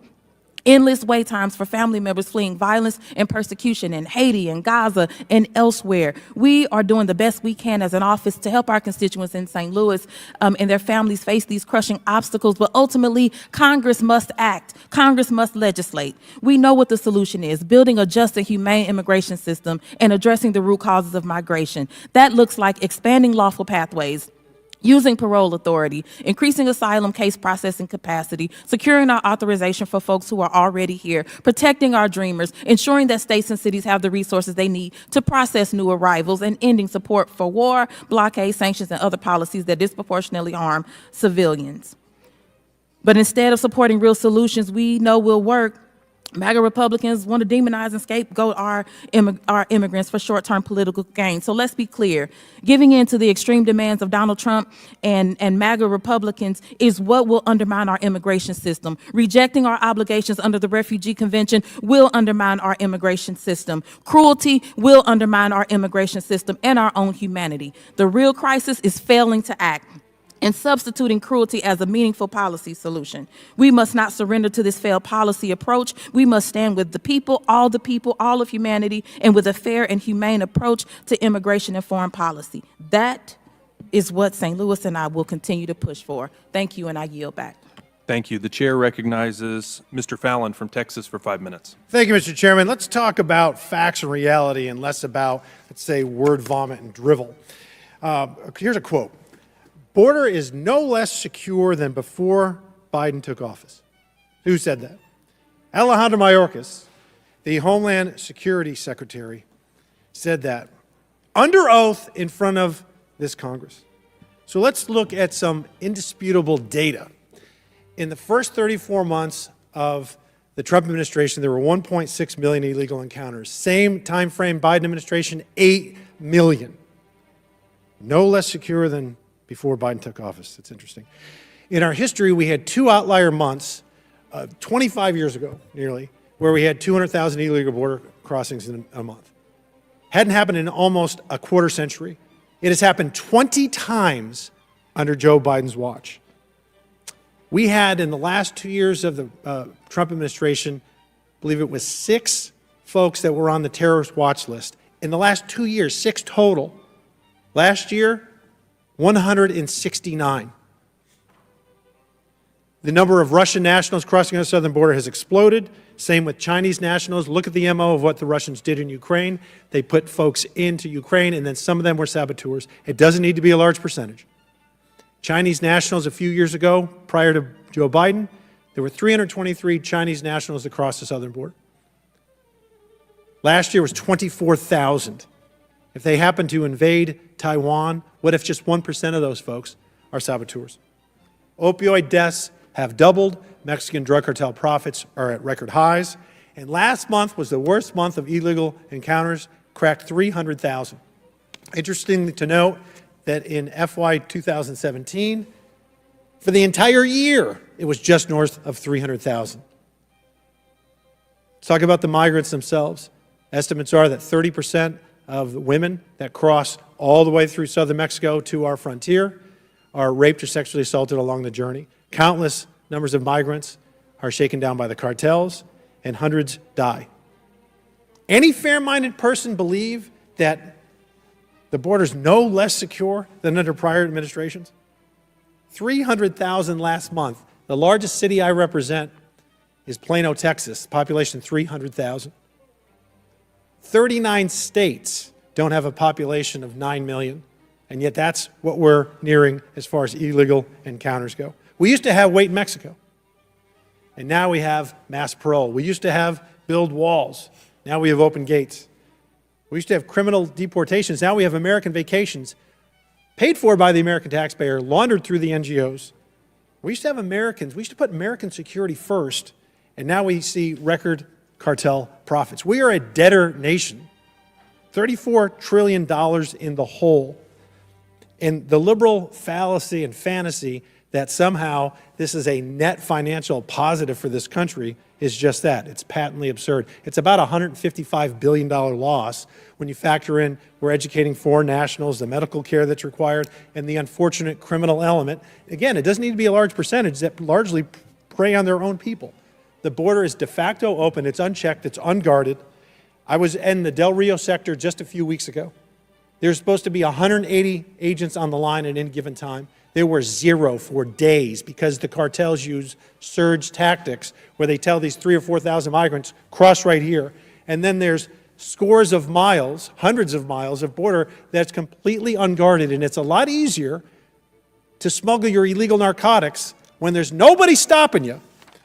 So when you have these liberals that virtue signal about we're a sanctuary state, we're a sanctuary city, okay, then you house these folks in your states and in your cities, and for those folks out there that believe the Biden administration's policies of immigration, and the folks here on this panel, in this committee hearing, then you put them in your homes instead of being limousine liberals that it's somebody else's problem. Eric Adams, the Democratic mayor of New York, said that it's going to destroy New York City. So by some people's definition on this committee, that's a racist comment. He also said that of the 110,000 illegal migrants in the city at the time of this quote, it would cost New York $12 billion. Well, by that math, it's going to cost Texas, my state, $250 billion. But that's okay if it's Texas. So you can either address this problem or pretend it doesn't exist by keeping your heads in the collective woke sand. And if you don't address it, you're going to rue the day you didn't, because you saw folks like Tony Gonzalez, Monica de la Cruz, Mayra Flores being elected because the folks, the Hispanic Americans along the southern border, are sick and tired of the cartels, the crime, the corruption, and the chaos, and they're leaving the Democratic Party in droves. You will rue the day when you lose the election in November of next year. I yield. Thank you. The chair now recognizes Christian Amorthi from Illinois. Forgive me. Forgive me. Ms. Crockett from Texas. Thank you so much. Texas on top of Texas.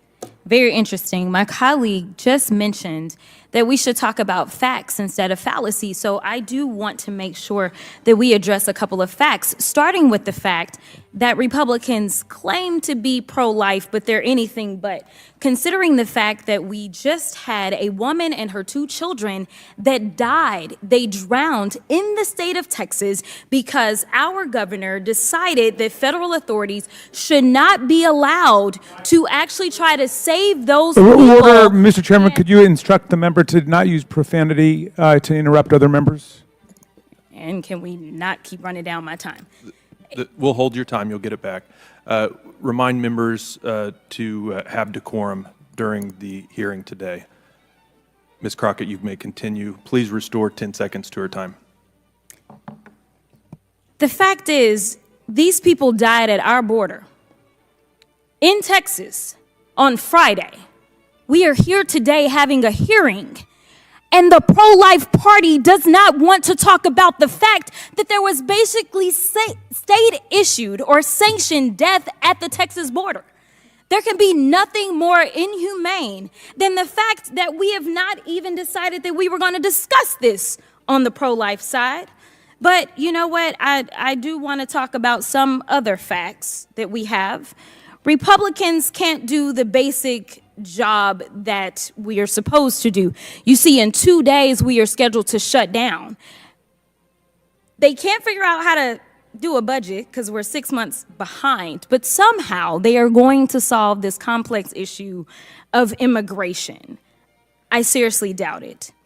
And to quote a great known as Riri, also known as Rihanna, how about we give a round of applause, a standing ovation, because we have absolutely had nothing more than performative politics. In fact, my Texas colleague just finished his comments by specifically talking about the election in November and who's going to win it. We are not here to campaign. We are supposed to be here to legislate, but we have done everything except for legislate.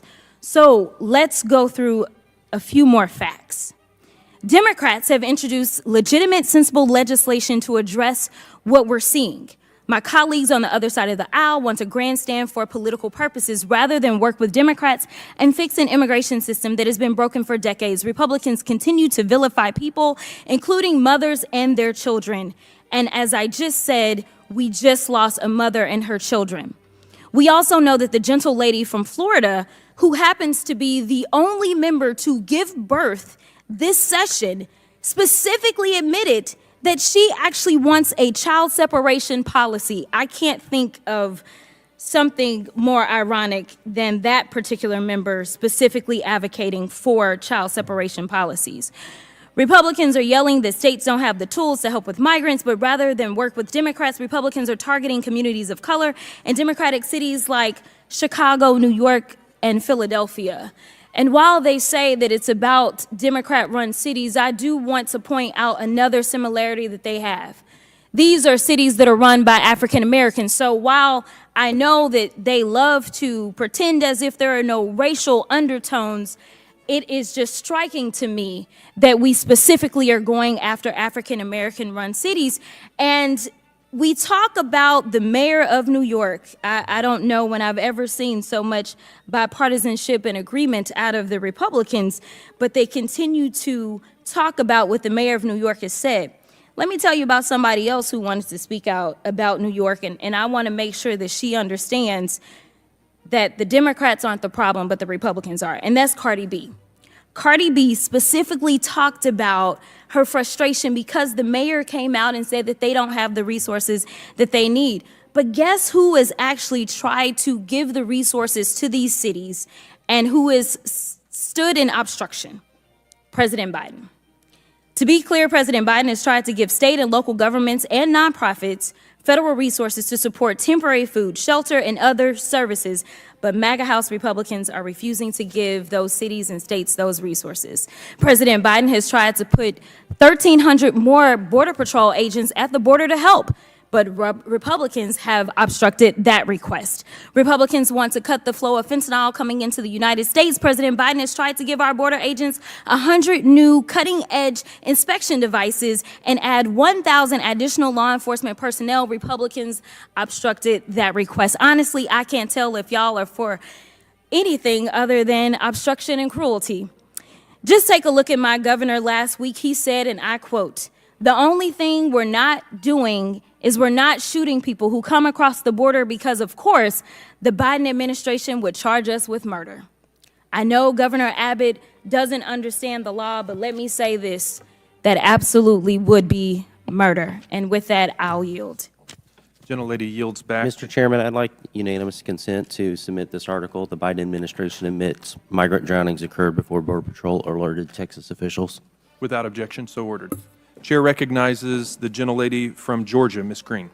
Thank you, Mr. Chairman. I serve on the Homeland Security Committee, and we have been working very hard on an investigation into Secretary Mayorkas and his failures and willfulness to break our United States federal laws in regards to the border. Just a few months ago, two of my own constituents, Jose and Isabel Lerma, were killed in a human smuggling pursuit. A 17-year-old illegal alien, likely working for the cartels, drove illegal aliens across the border, hit them head on. This lovely American couple from my district was killed on their way to visit family. We have Americans dying every single day, and all I hear from Democrats every time we talk about the border is they're worried about migrant rights.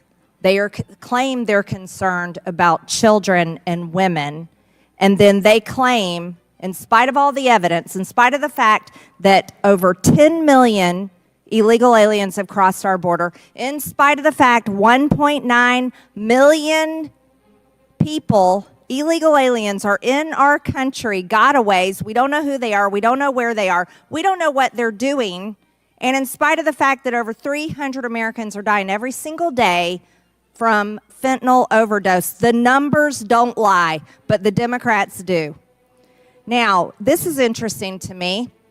Sitting in here earlier, I was listening to the discussion on jobs, and that the whole reason claimed by my colleagues on the other side of the aisle is that they want to bring in as many illegal aliens as possible, give them amnesty so they can fill jobs in America.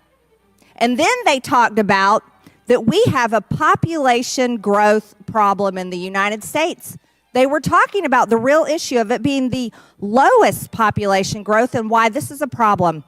Well, I think we can all say that if maybe, perhaps, 63 million people weren't murdered in the womb, we wouldn't have a population growth problem, would we? That's not women's reproductive rights. That's called abortion. It's called murder. And that's led to, yeah, a population growth in America. But Democrats claim that we've got to replace Americans with illegal aliens to fill jobs. That's their solution.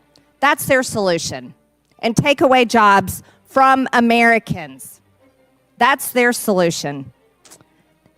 The Biden administration is guilty of the largest human trafficking operation in history.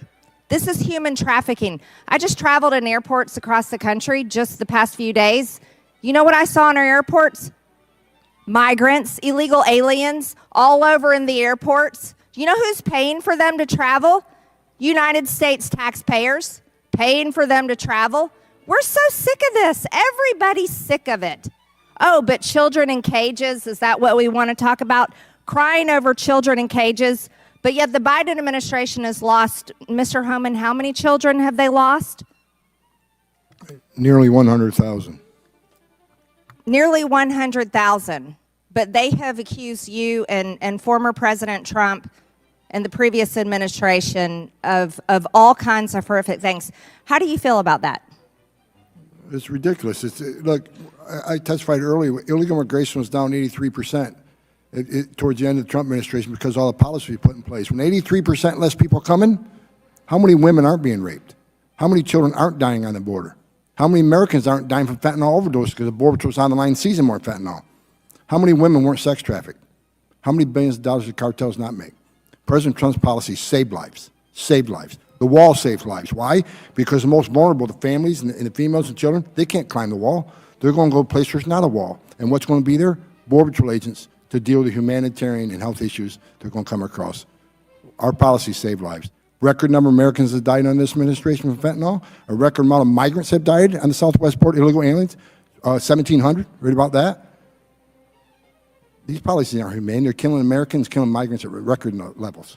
That's right, killing people every single day while forcing the American taxpayer to pay for the human trafficking. That's exactly what the Biden administration is doing. Looking forward to the next administration where we're going to have the largest deportation system that's ever been witnessed in human history, because the American people deserve to have a safe country, safe borders, and I'll finish up with this. We will be impeaching Secretary Mayorkas because he has broken the laws, and these are the laws that Joe Biden himself put in place. Thank you, Mr. Chairman. I yield back. Thank you much. You have Mr. Goldman over there? Yeah, there he is. Yes, thank you, Mr. Chairman. Thank you for our witnesses for coming here today. I think one thing that gets confused a lot when we have these hearings is that there are allegations that Democrats and President Biden don't want to secure the border, want open borders. In fact, some have, my friends on the other side of the aisle have said that they are trying to facilitate the fentanyl trade and fentanyl from coming into the country. But the irony, and my colleague from Texas, Mr. Fallon, said this at the end of his 5 minutes, is he questions whether or not the Biden administration is serious about addressing the problems at the border. Well, it's quite ironic because right now, this very day and for the last 5 weeks, the Biden administration, the White House, and Secretary Mayorkas have been negotiating with a bipartisan group of senators to actually address the problems at the border. But you know who hasn't been involved in that? House Republicans. And instead, what they are doing, as you just heard from Ms. Green, is trying to impeach Secretary Mayorkas for his failure to address the border while he is negotiating to address the border. And then, even if there is a bipartisan agreement in the Senate, the Republican leadership in the House has already determined that it is dead on arrival. They haven't seen the agreement, but they just know that it's dead on arrival. Does that, Mr. Beer, sound to you like someone or some party or some group of people who are trying to address the problems at the border?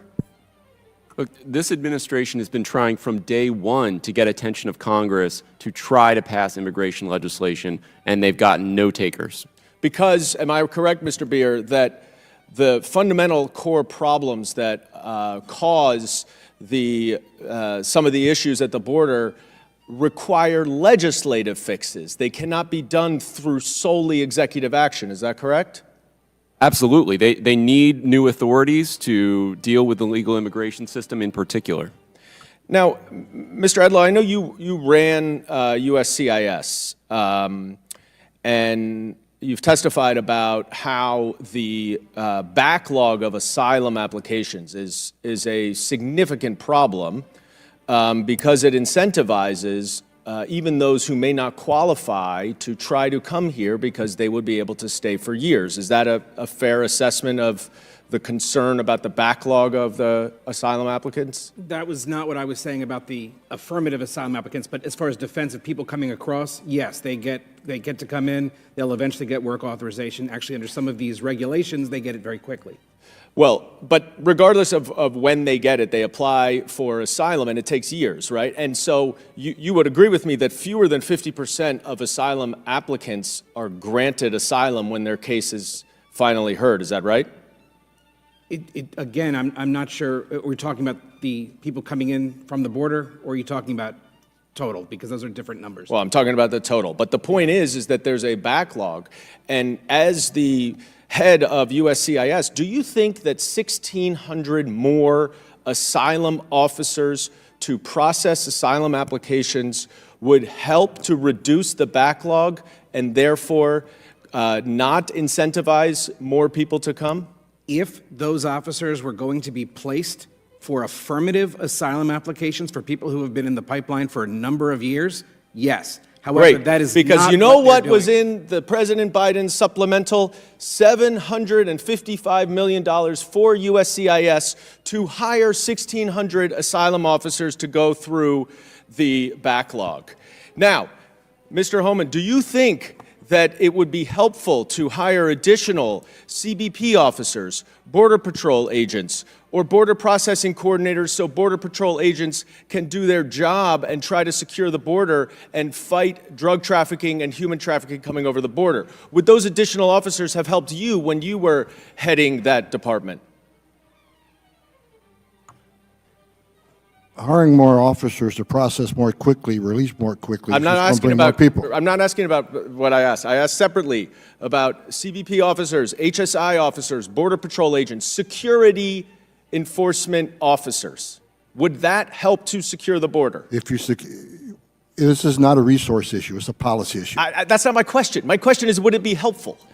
Would it be helpful? The Of course, answer, of course, having more border patrols is always helpful. Exactly, and yet this Republican Party does not want to add $4.46 billion that was in the president's supplemental appropriations request to go to the Customs and Border Protection to fight the fentanyl trade, to fight human trafficking, to try to take away the American-made guns from the cartels who control both. And this Republican Party will We're going to have a not hard do anything. time here because we are going I yield back. to, just so you know, we are going to wind up on the floor here, so we want to squeeze in as many people as possible. Mr. Klopp. Hey, thank you, Chair. Thank you all for being here.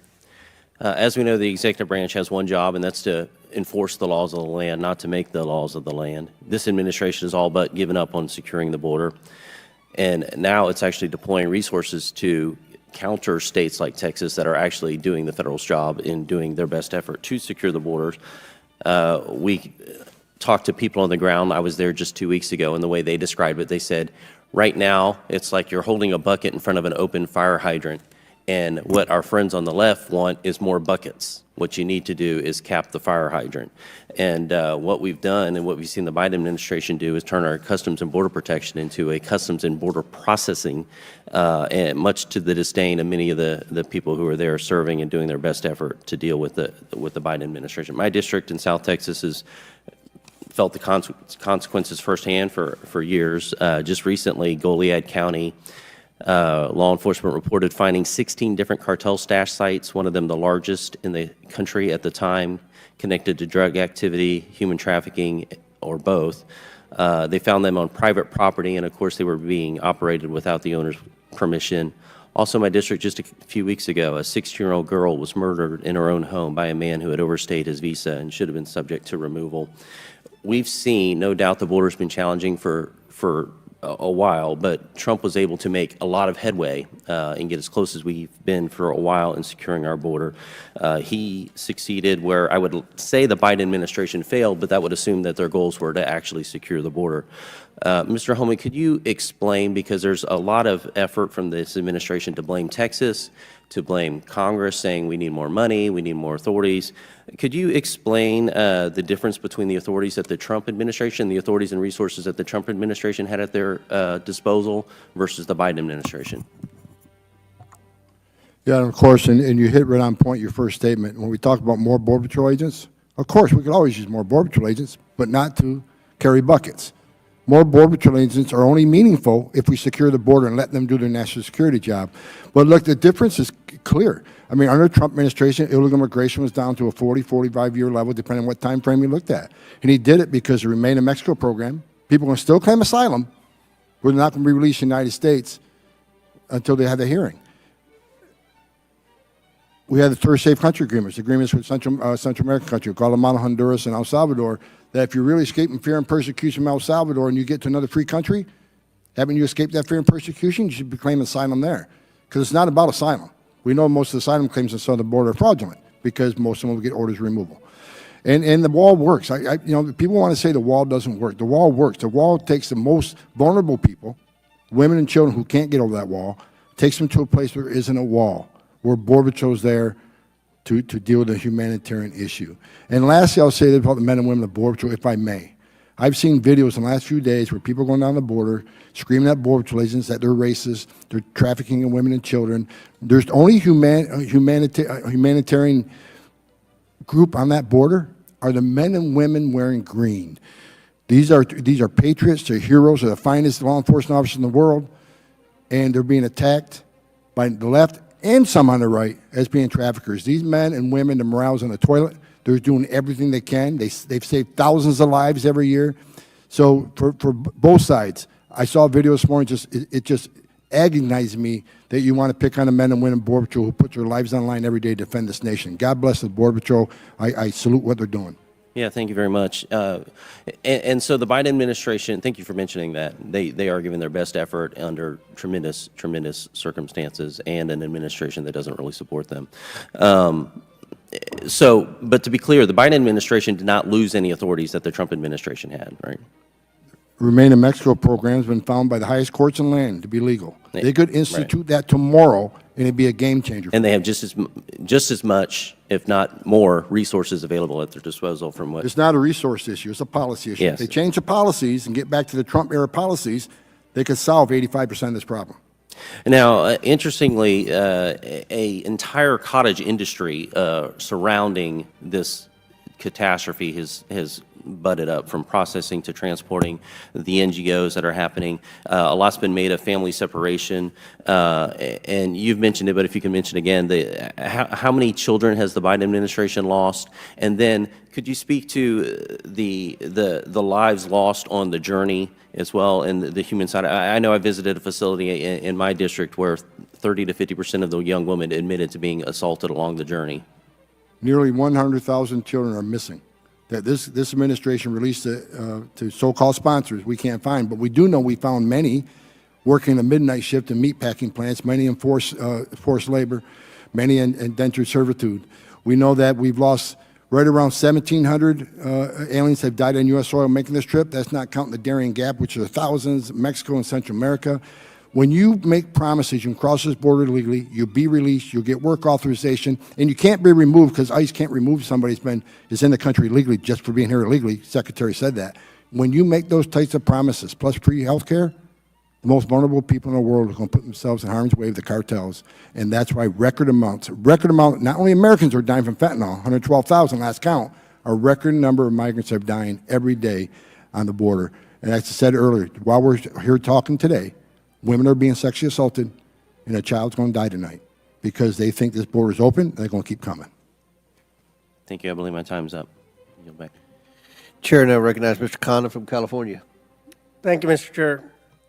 Mr. Homan, you have said that you plan to lead the largest mass deportation operation in history. Is that your aspiration? The largest illegal immigration crisis on the border is going to have to result in the largest deportation operation because most of them will get order removal. I'm just using your words. You stand by that? Yes, absolutely. What is that? Does that mean that you're telling the American public? I'm just trying to understand. If they're 10, 11, 12 million undocumented, I don't know, how many do you think that any one of those folks, if you're in charge, is going to face potential deportation? I think if you're in the country illegally, you need to be concerned because you're in the country illegally. So you're telling basically any American today, or any undocumented person here today, 11 million, that your goal, if you get power again, is you're going to lead the largest mass deportation of all of them, correct? The biggest illegal alien crisis on the southern border. Millions of people crossing. No, you got to put it in perspective. If you believe in due process and they have the right to claim asylum, they have the right to due process and see a court, when those final orders are issued, if they're not executed, then what the hell are we doing? I just want people to know what happens if you come into power. You've been pretty candid about it, and yes. So I think it's important for people to understand. Now, I assume that you reject this great replacement theory, correct? The numbers are the numbers. So no, this conspiracy theory of great replacement, that somehow there's an intentional effort to replace white Americans with Americans who look like me. You reject that theory, correct? Yes, I don't think it's about replacement. Mr. Edlow, do you clearly reject the great replacement theory? Yes, that's not what this is about. Would you reject Charlie Kirk, who has said that the great replacement theory is something that more Republicans should embrace? Would you reject his characterization? I'm not aware of his characterization. If he's advocating for the great replacement I can only speak to myself. I'm not. Would you reject any person who advocates for the great replacement theory? I'm not. Mr. Homan, would you reject Charlie Kirk's? I don't know what his intention is. I mean, would you commit to not going on the Charlie Kirk show again if he's advocating the great replacement theory? And what Charlie Kirk has said is that he was pleased that Vivek Ramaswamy finally talked about the great replacement theory on the campaign trail. And the great replacement theory is basically that there's some intentional idea of replacing white Americans with brown and black Americans for additional votes, or the diluting of America. You've rejected that. I would have to have a discussion with Charlie Kirk and find out what he means by what he says. But you reject the theory, correct? It depends what his meaning of his theory is. What does he mean by that? I read stuff in the media every day about me that's not true. What is it that you would think is a reasonable view of it? Again, I don't think what's happening is replacing white Americans. I think it's bringing in a large group of people who the left thinks will be future Democratic voters, or going to change them out with the census numbers, going to change the seats in the House and all that's done. But I'd have to talk to Mr. Kirk and find out what his views are and what he means by it. You believe there's an intentional effort by who to try to get more Democratic voters? I mean, what is it that your belief is?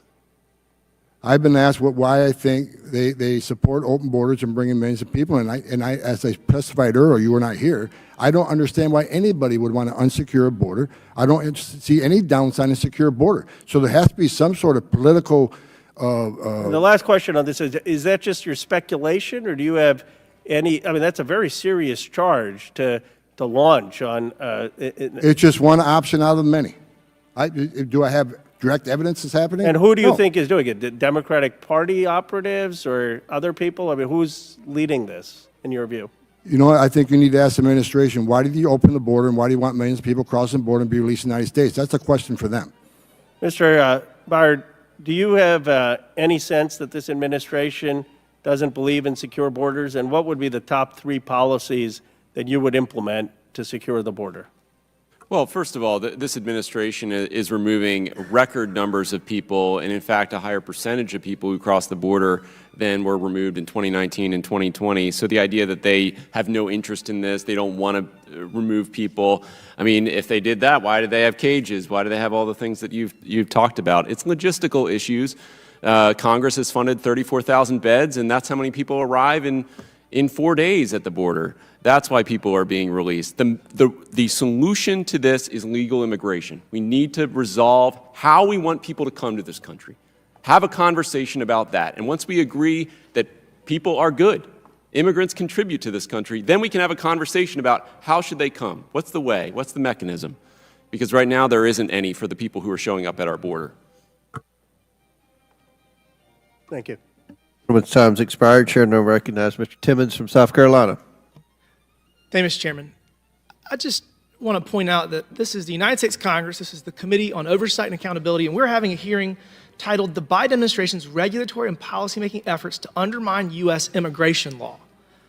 I've heard from my colleagues across the aisle a number of different lines of logic surrounding this hearing, and I just don't understand where they're coming from. In the last 3 years, we've had millions and millions of non-Americans cross the southern border illegally claiming asylum. Mr. Homan, what is the number that you use? Because I've heard $5, $6, $7 million in the last 3 years. 5, 6, 7 million people in the last 3 years. What's the number you use? Encounters? Correct. We're just short of 8 million. And that's, you're using a term. What is that term?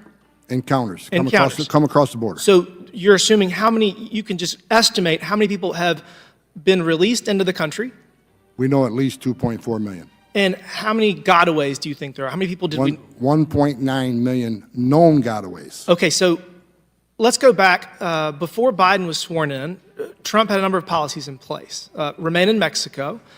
He was actively constructing a physical barrier across the southern border. He was using technology to surveil the southern border, and the Border Patrol was funded, and they were able to manage their caseload to a fairly good degree under his administration. Is that true to say? Would you agree with that?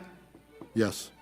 So day one, Biden gets sworn into office, and he signs an executive order ending Remain in Mexico. He altered the asylum and the parole laws to make them more favorable. He enticed people all over the planet to go to Mexico, to then cross the southern border illegally and claim asylum for whatever they think is a credible fear, which that definition is constantly changed. But the fact is, the Border Patrol doesn't have the ability to say that's not credible fear.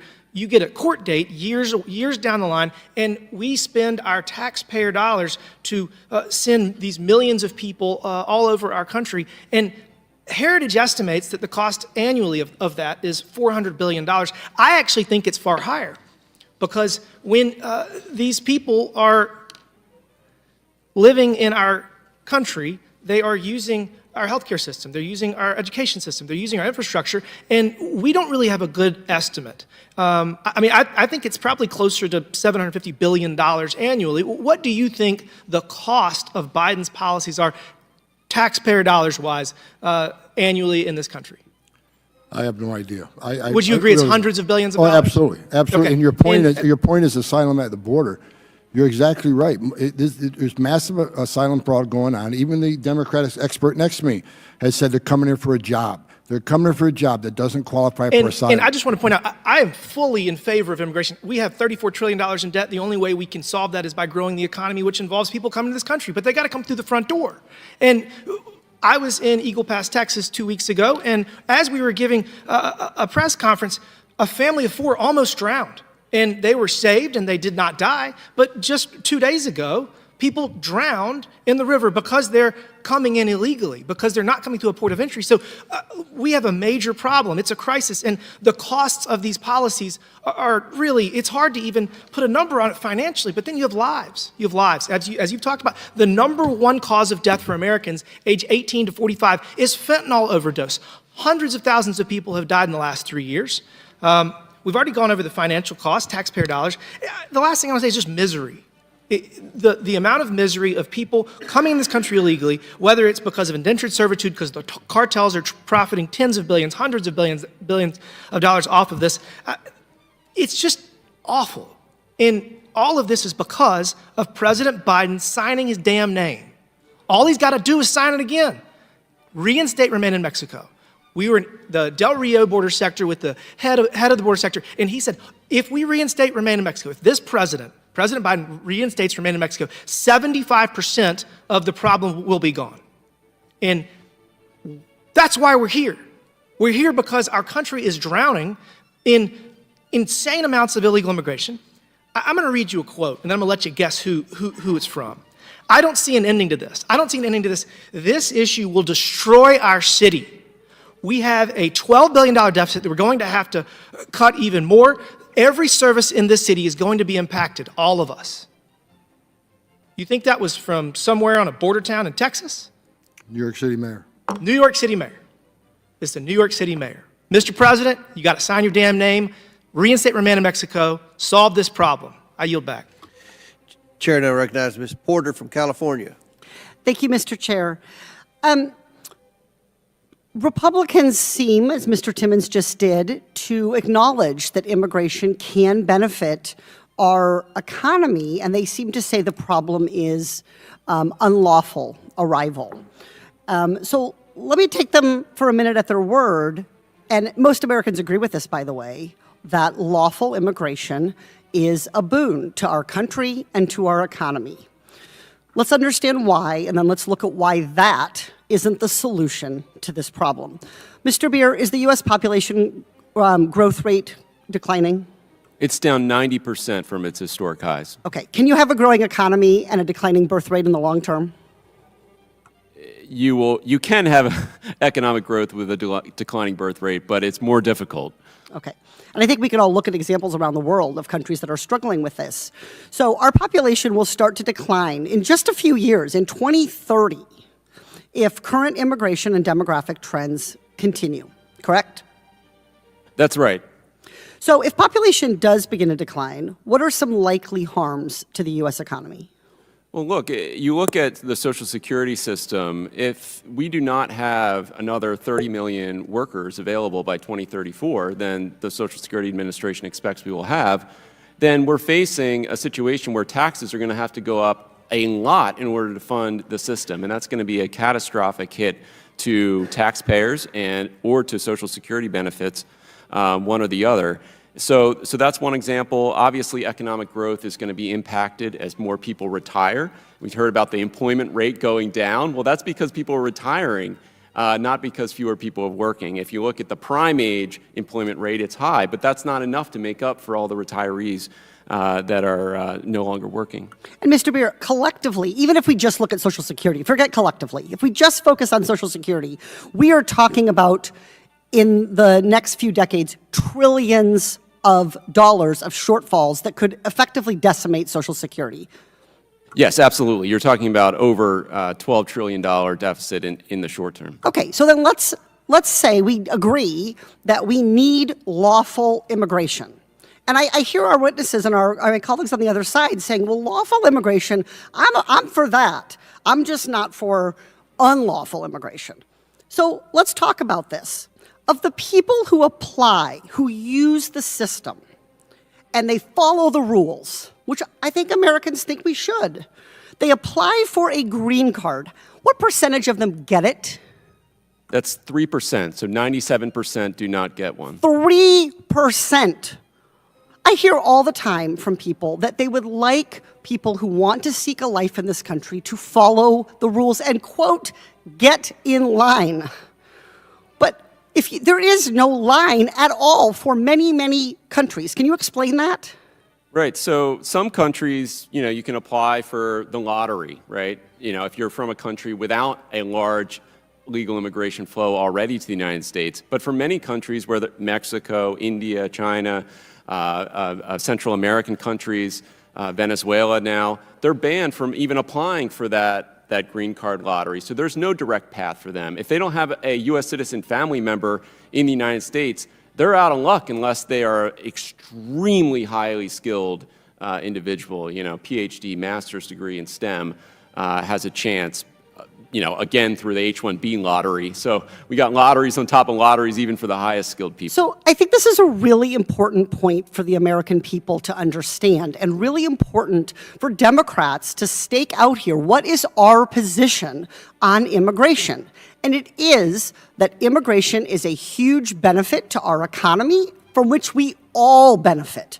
Whether we are generations past from coming to this country or new immigrants, every American benefits from a strong, stable, globally competitive economy, and we have to have legal immigration to get there. That's platform one, in my view. The second platform is we want people to follow the rules, to have an orderly system. But we have to be honest, despite the efforts of the Biden administration, there is still, because Congress has failed, Republicans and Democrats have failed our economy and the American people because we have not created an orderly system. You cannot wait in line if there is no line. You cannot take your turn if we don't provide a chance to get to the front, to get a chance to apply. So the fundamental problem here is we have a broken immigration system. And what we're seeing in terms of unlawful immigration, we shouldn't be blaming people seeking a better life. We ought to be willing to look in the mirror in this body, in the Capitol,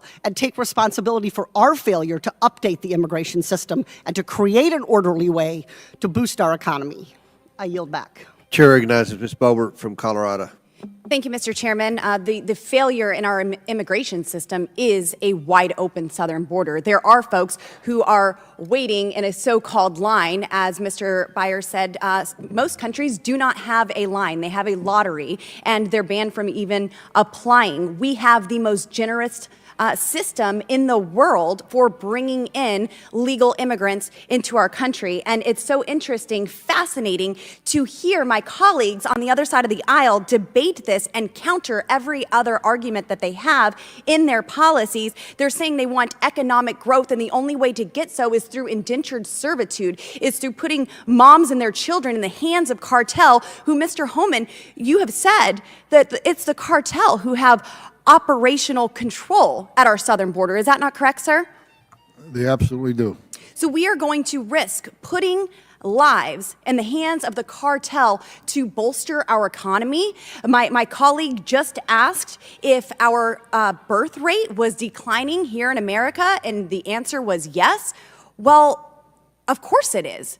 We have nearly 1 million abortions in our country a year, over 60 million abortions since this has been illegal. And if that's an issue, well, then we need to address that. If we want an incline in our birth rate, well, let's look at our own country first, rather than putting folks in the hands of the cartel and putting their lives in danger so they can do, as my colleagues on the other side of the aisle say, pick our fruit, pick our crops. Aren't the folks who are coming here to seek the American dream deserving of the American dream? Or are they only deserving to clean our toilets, fold our beds in our hotels, the sheets, and pick our crops? I think the American dream is worth much more than that, and that's why we are the most generous nation in the world when it comes to legal immigration, accepting nearly 1 million legal immigrants each year. Now, Mr. Homan, as someone who oversaw a significant downturn in illegal border crossings under the Trump administration, what do you believe has been the biggest driver in skyrocketing increase of illegal immigration through our southern border under the Biden administration? The Biden administration's policies, catch and release. They know they cross the border illegally, they'll be processed in record time because the administration keeps sending more resources to the border, not to secure the border, but to process and release. As long as they know they can cross the border, be released, get flown are transported to the city of their choice at taxpayers' dime, get lodging, health care, 3 squares a day, they're going to keep coming because there's no consequence. Thank you, Mr. Homan. Now, in Colorado, we've seen fentanyl deaths absolutely explode, and thousands of illegal aliens shipped into my state of Colorado. How do you think that the American family has been most impacted by the failure of this administration to secure a border and keep this, what I consider a weapon of mass destruction, out of our country? Well, it's a poison, and there's a couple of things. First of all, I haven't seen this administration hold China accountable for providing the precursors that the cartels of Mexico used to create this poison. I haven't seen any accountability of this administration holding Mexico accountable for not taking on the criminal cartels. And the fact is, about 300 children are going to die every day, hundreds every day, and this is not going to stop with an open border. Because despite what people have said here today, I've done this for 34 years. I've investigated criminal cartels. Much of the fentanyl is coming through the port of entry. I don't argue that. Most of the fentanyl is seized at a port of entry because that's where they stop every vehicle. But between the port of entries and maritime from the Coast Guard, you can't make a statement saying most of the fentanyl comes through the port of entry when you don't know what the hell is coming between the port of entry, especially when most Border Patrol agents are no longer on patrol. I testified earlier, I've been to several sectors in the past year where every single Border Patrol agent was pulled off the line for days. 100 miles of border. The criminal cartel is going to use the route of least resistance, and that's where there isn't a law enforcement officer.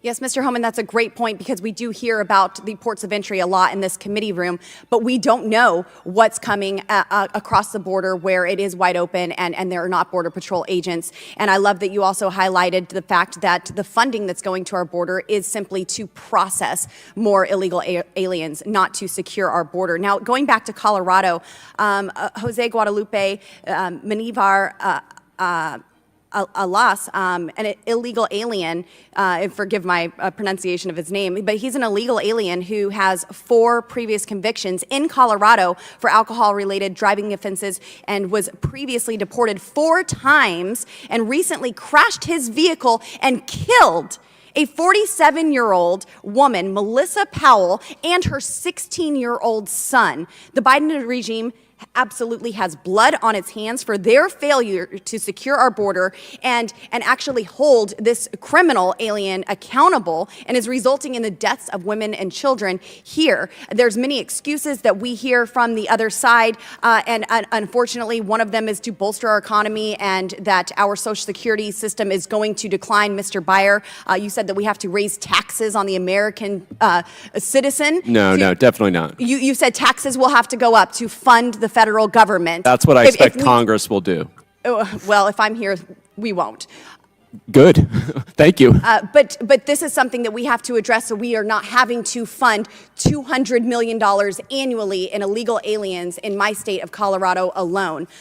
Gentlemen, I thank you so much for your time here, for your testimonies, and for getting information to the American people, and I hope we get the southern border secured quickly. Chair now recognizes Mr. Donalds from Florida. Thank you, Mr. Chairman. Gentlemen, thank you for coming out today. Really appreciate it.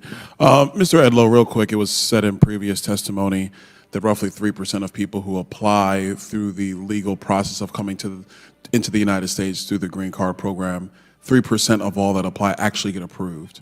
Can you speak to why that is the number? Is that accurate? Is that an accurate description? I've not heard that number, so I don't want to talk about the percentage itself.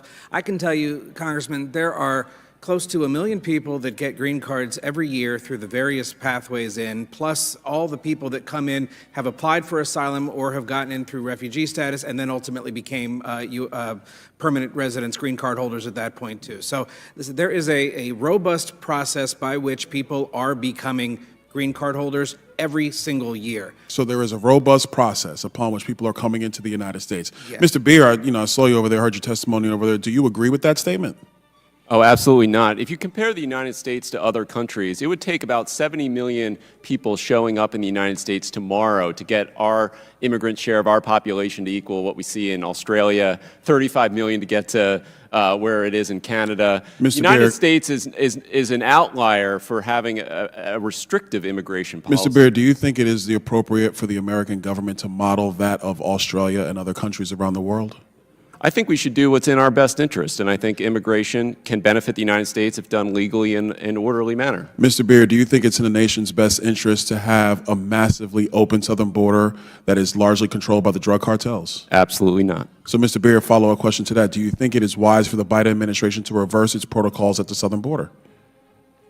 Its own protocols? Yes. I don't understand. Why would it reverse its own protocols? Well, let's go back. You just said that the current situation at the southern border is not in the nation's interest. It is not wise for the nation to have that. Yeah. And since the basic predicate of this hearing, by any objective measure, is that the policy prescriptions by Joe Biden since he became president has led to a massively open southern border, do you believe it's in the nation's interest for President Biden to reverse course on his policy prescriptions when he became president on January 20th, 2021?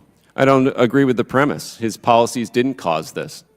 So his policies have not allowed for 3 million entrants into the country through wide open asylum and association from detention? Sure, people definitely came. I don't dispute the numbers. Do you deny Biden's policies didn't Do you cause deny it to the happen. fact that the drug cartels are going to make $12 billion a year trafficking people into the United States? We should defund the cartels by letting people come to this country legally. Then they wouldn't have to hire a cartel member. Mr. Beer, how would they cross the southern border, which is largely controlled by the drug cartels on the Mexican side of the They border? would get on a How would they plane. trespass that? They would get a visa and get on a plane. So what you're advocating for is that the policy of the United States of America is that people can basically hop an airliner and come to the United States of their own volition and free will? If they get vetted by the U.S. State Department, what's wrong with that? Do you believe the U.S. State Department has the capability of vetting that many people? Absolutely. All illegal immigrants are paying fees in order to get vetted. They want to be vetted. Mr. They're Beer, desperate to get we are time talking to about the apply to same become State legal. Department under Tony Blinken that couldn't evacuate 10,000 Americans from Afghanistan, that couldn't evacuate Americans out of Israel, where you had members of Congress go over to Israel to get 246 Americans out because the State Department was busy sending text messages and dropping voicemails into people's cell phones. That U.S. State Department can process millions of people coming into the United States. Yeah, I mean, certainly the State Department has its challenges, but if you look at where it started at 83% visas being cut by the last administration, I mean, they gutted the State Department's visa processing, which is why they were not able to get Afghans out of Afghanistan. Mr. B, I have a final question for you. We'll leave Afghanistan for another day. I disagree with you, but we'll leave that. I have a separate question for you. Do you believe the United States' current policy with respect to work authorizations, Medicare, essentially public charge doctrine with Joe Biden's administration changed from the Trump administration? Do you believe that would only juice immigration into the United States if people coming to apply for asylum directly through the U.S. State Department? That it would only increase the influx of people because they will be able to take advantage of the vast amount of the welfare state in the United States of America? Do you think it would bring more immigrants or less immigrants? Look, I don't support immigrants being on welfare. I mean, I'm not exactly sure what the question is. I think the city of New York has unfortunately decided to put everyone up in a hotel room and make their taxpayers pay for it. That's a bad choice for them. That's not the federal government has a limited role in deciding what New York State's or New York City's policies are. So real quick question, sorry Chairman, real quick question, quick follow-up to that. And I'll ask all three of you actually. If you're gonna have open borders, can you have a welfare state at the same time? Mr. Edlow. No. Mr. Homan. No.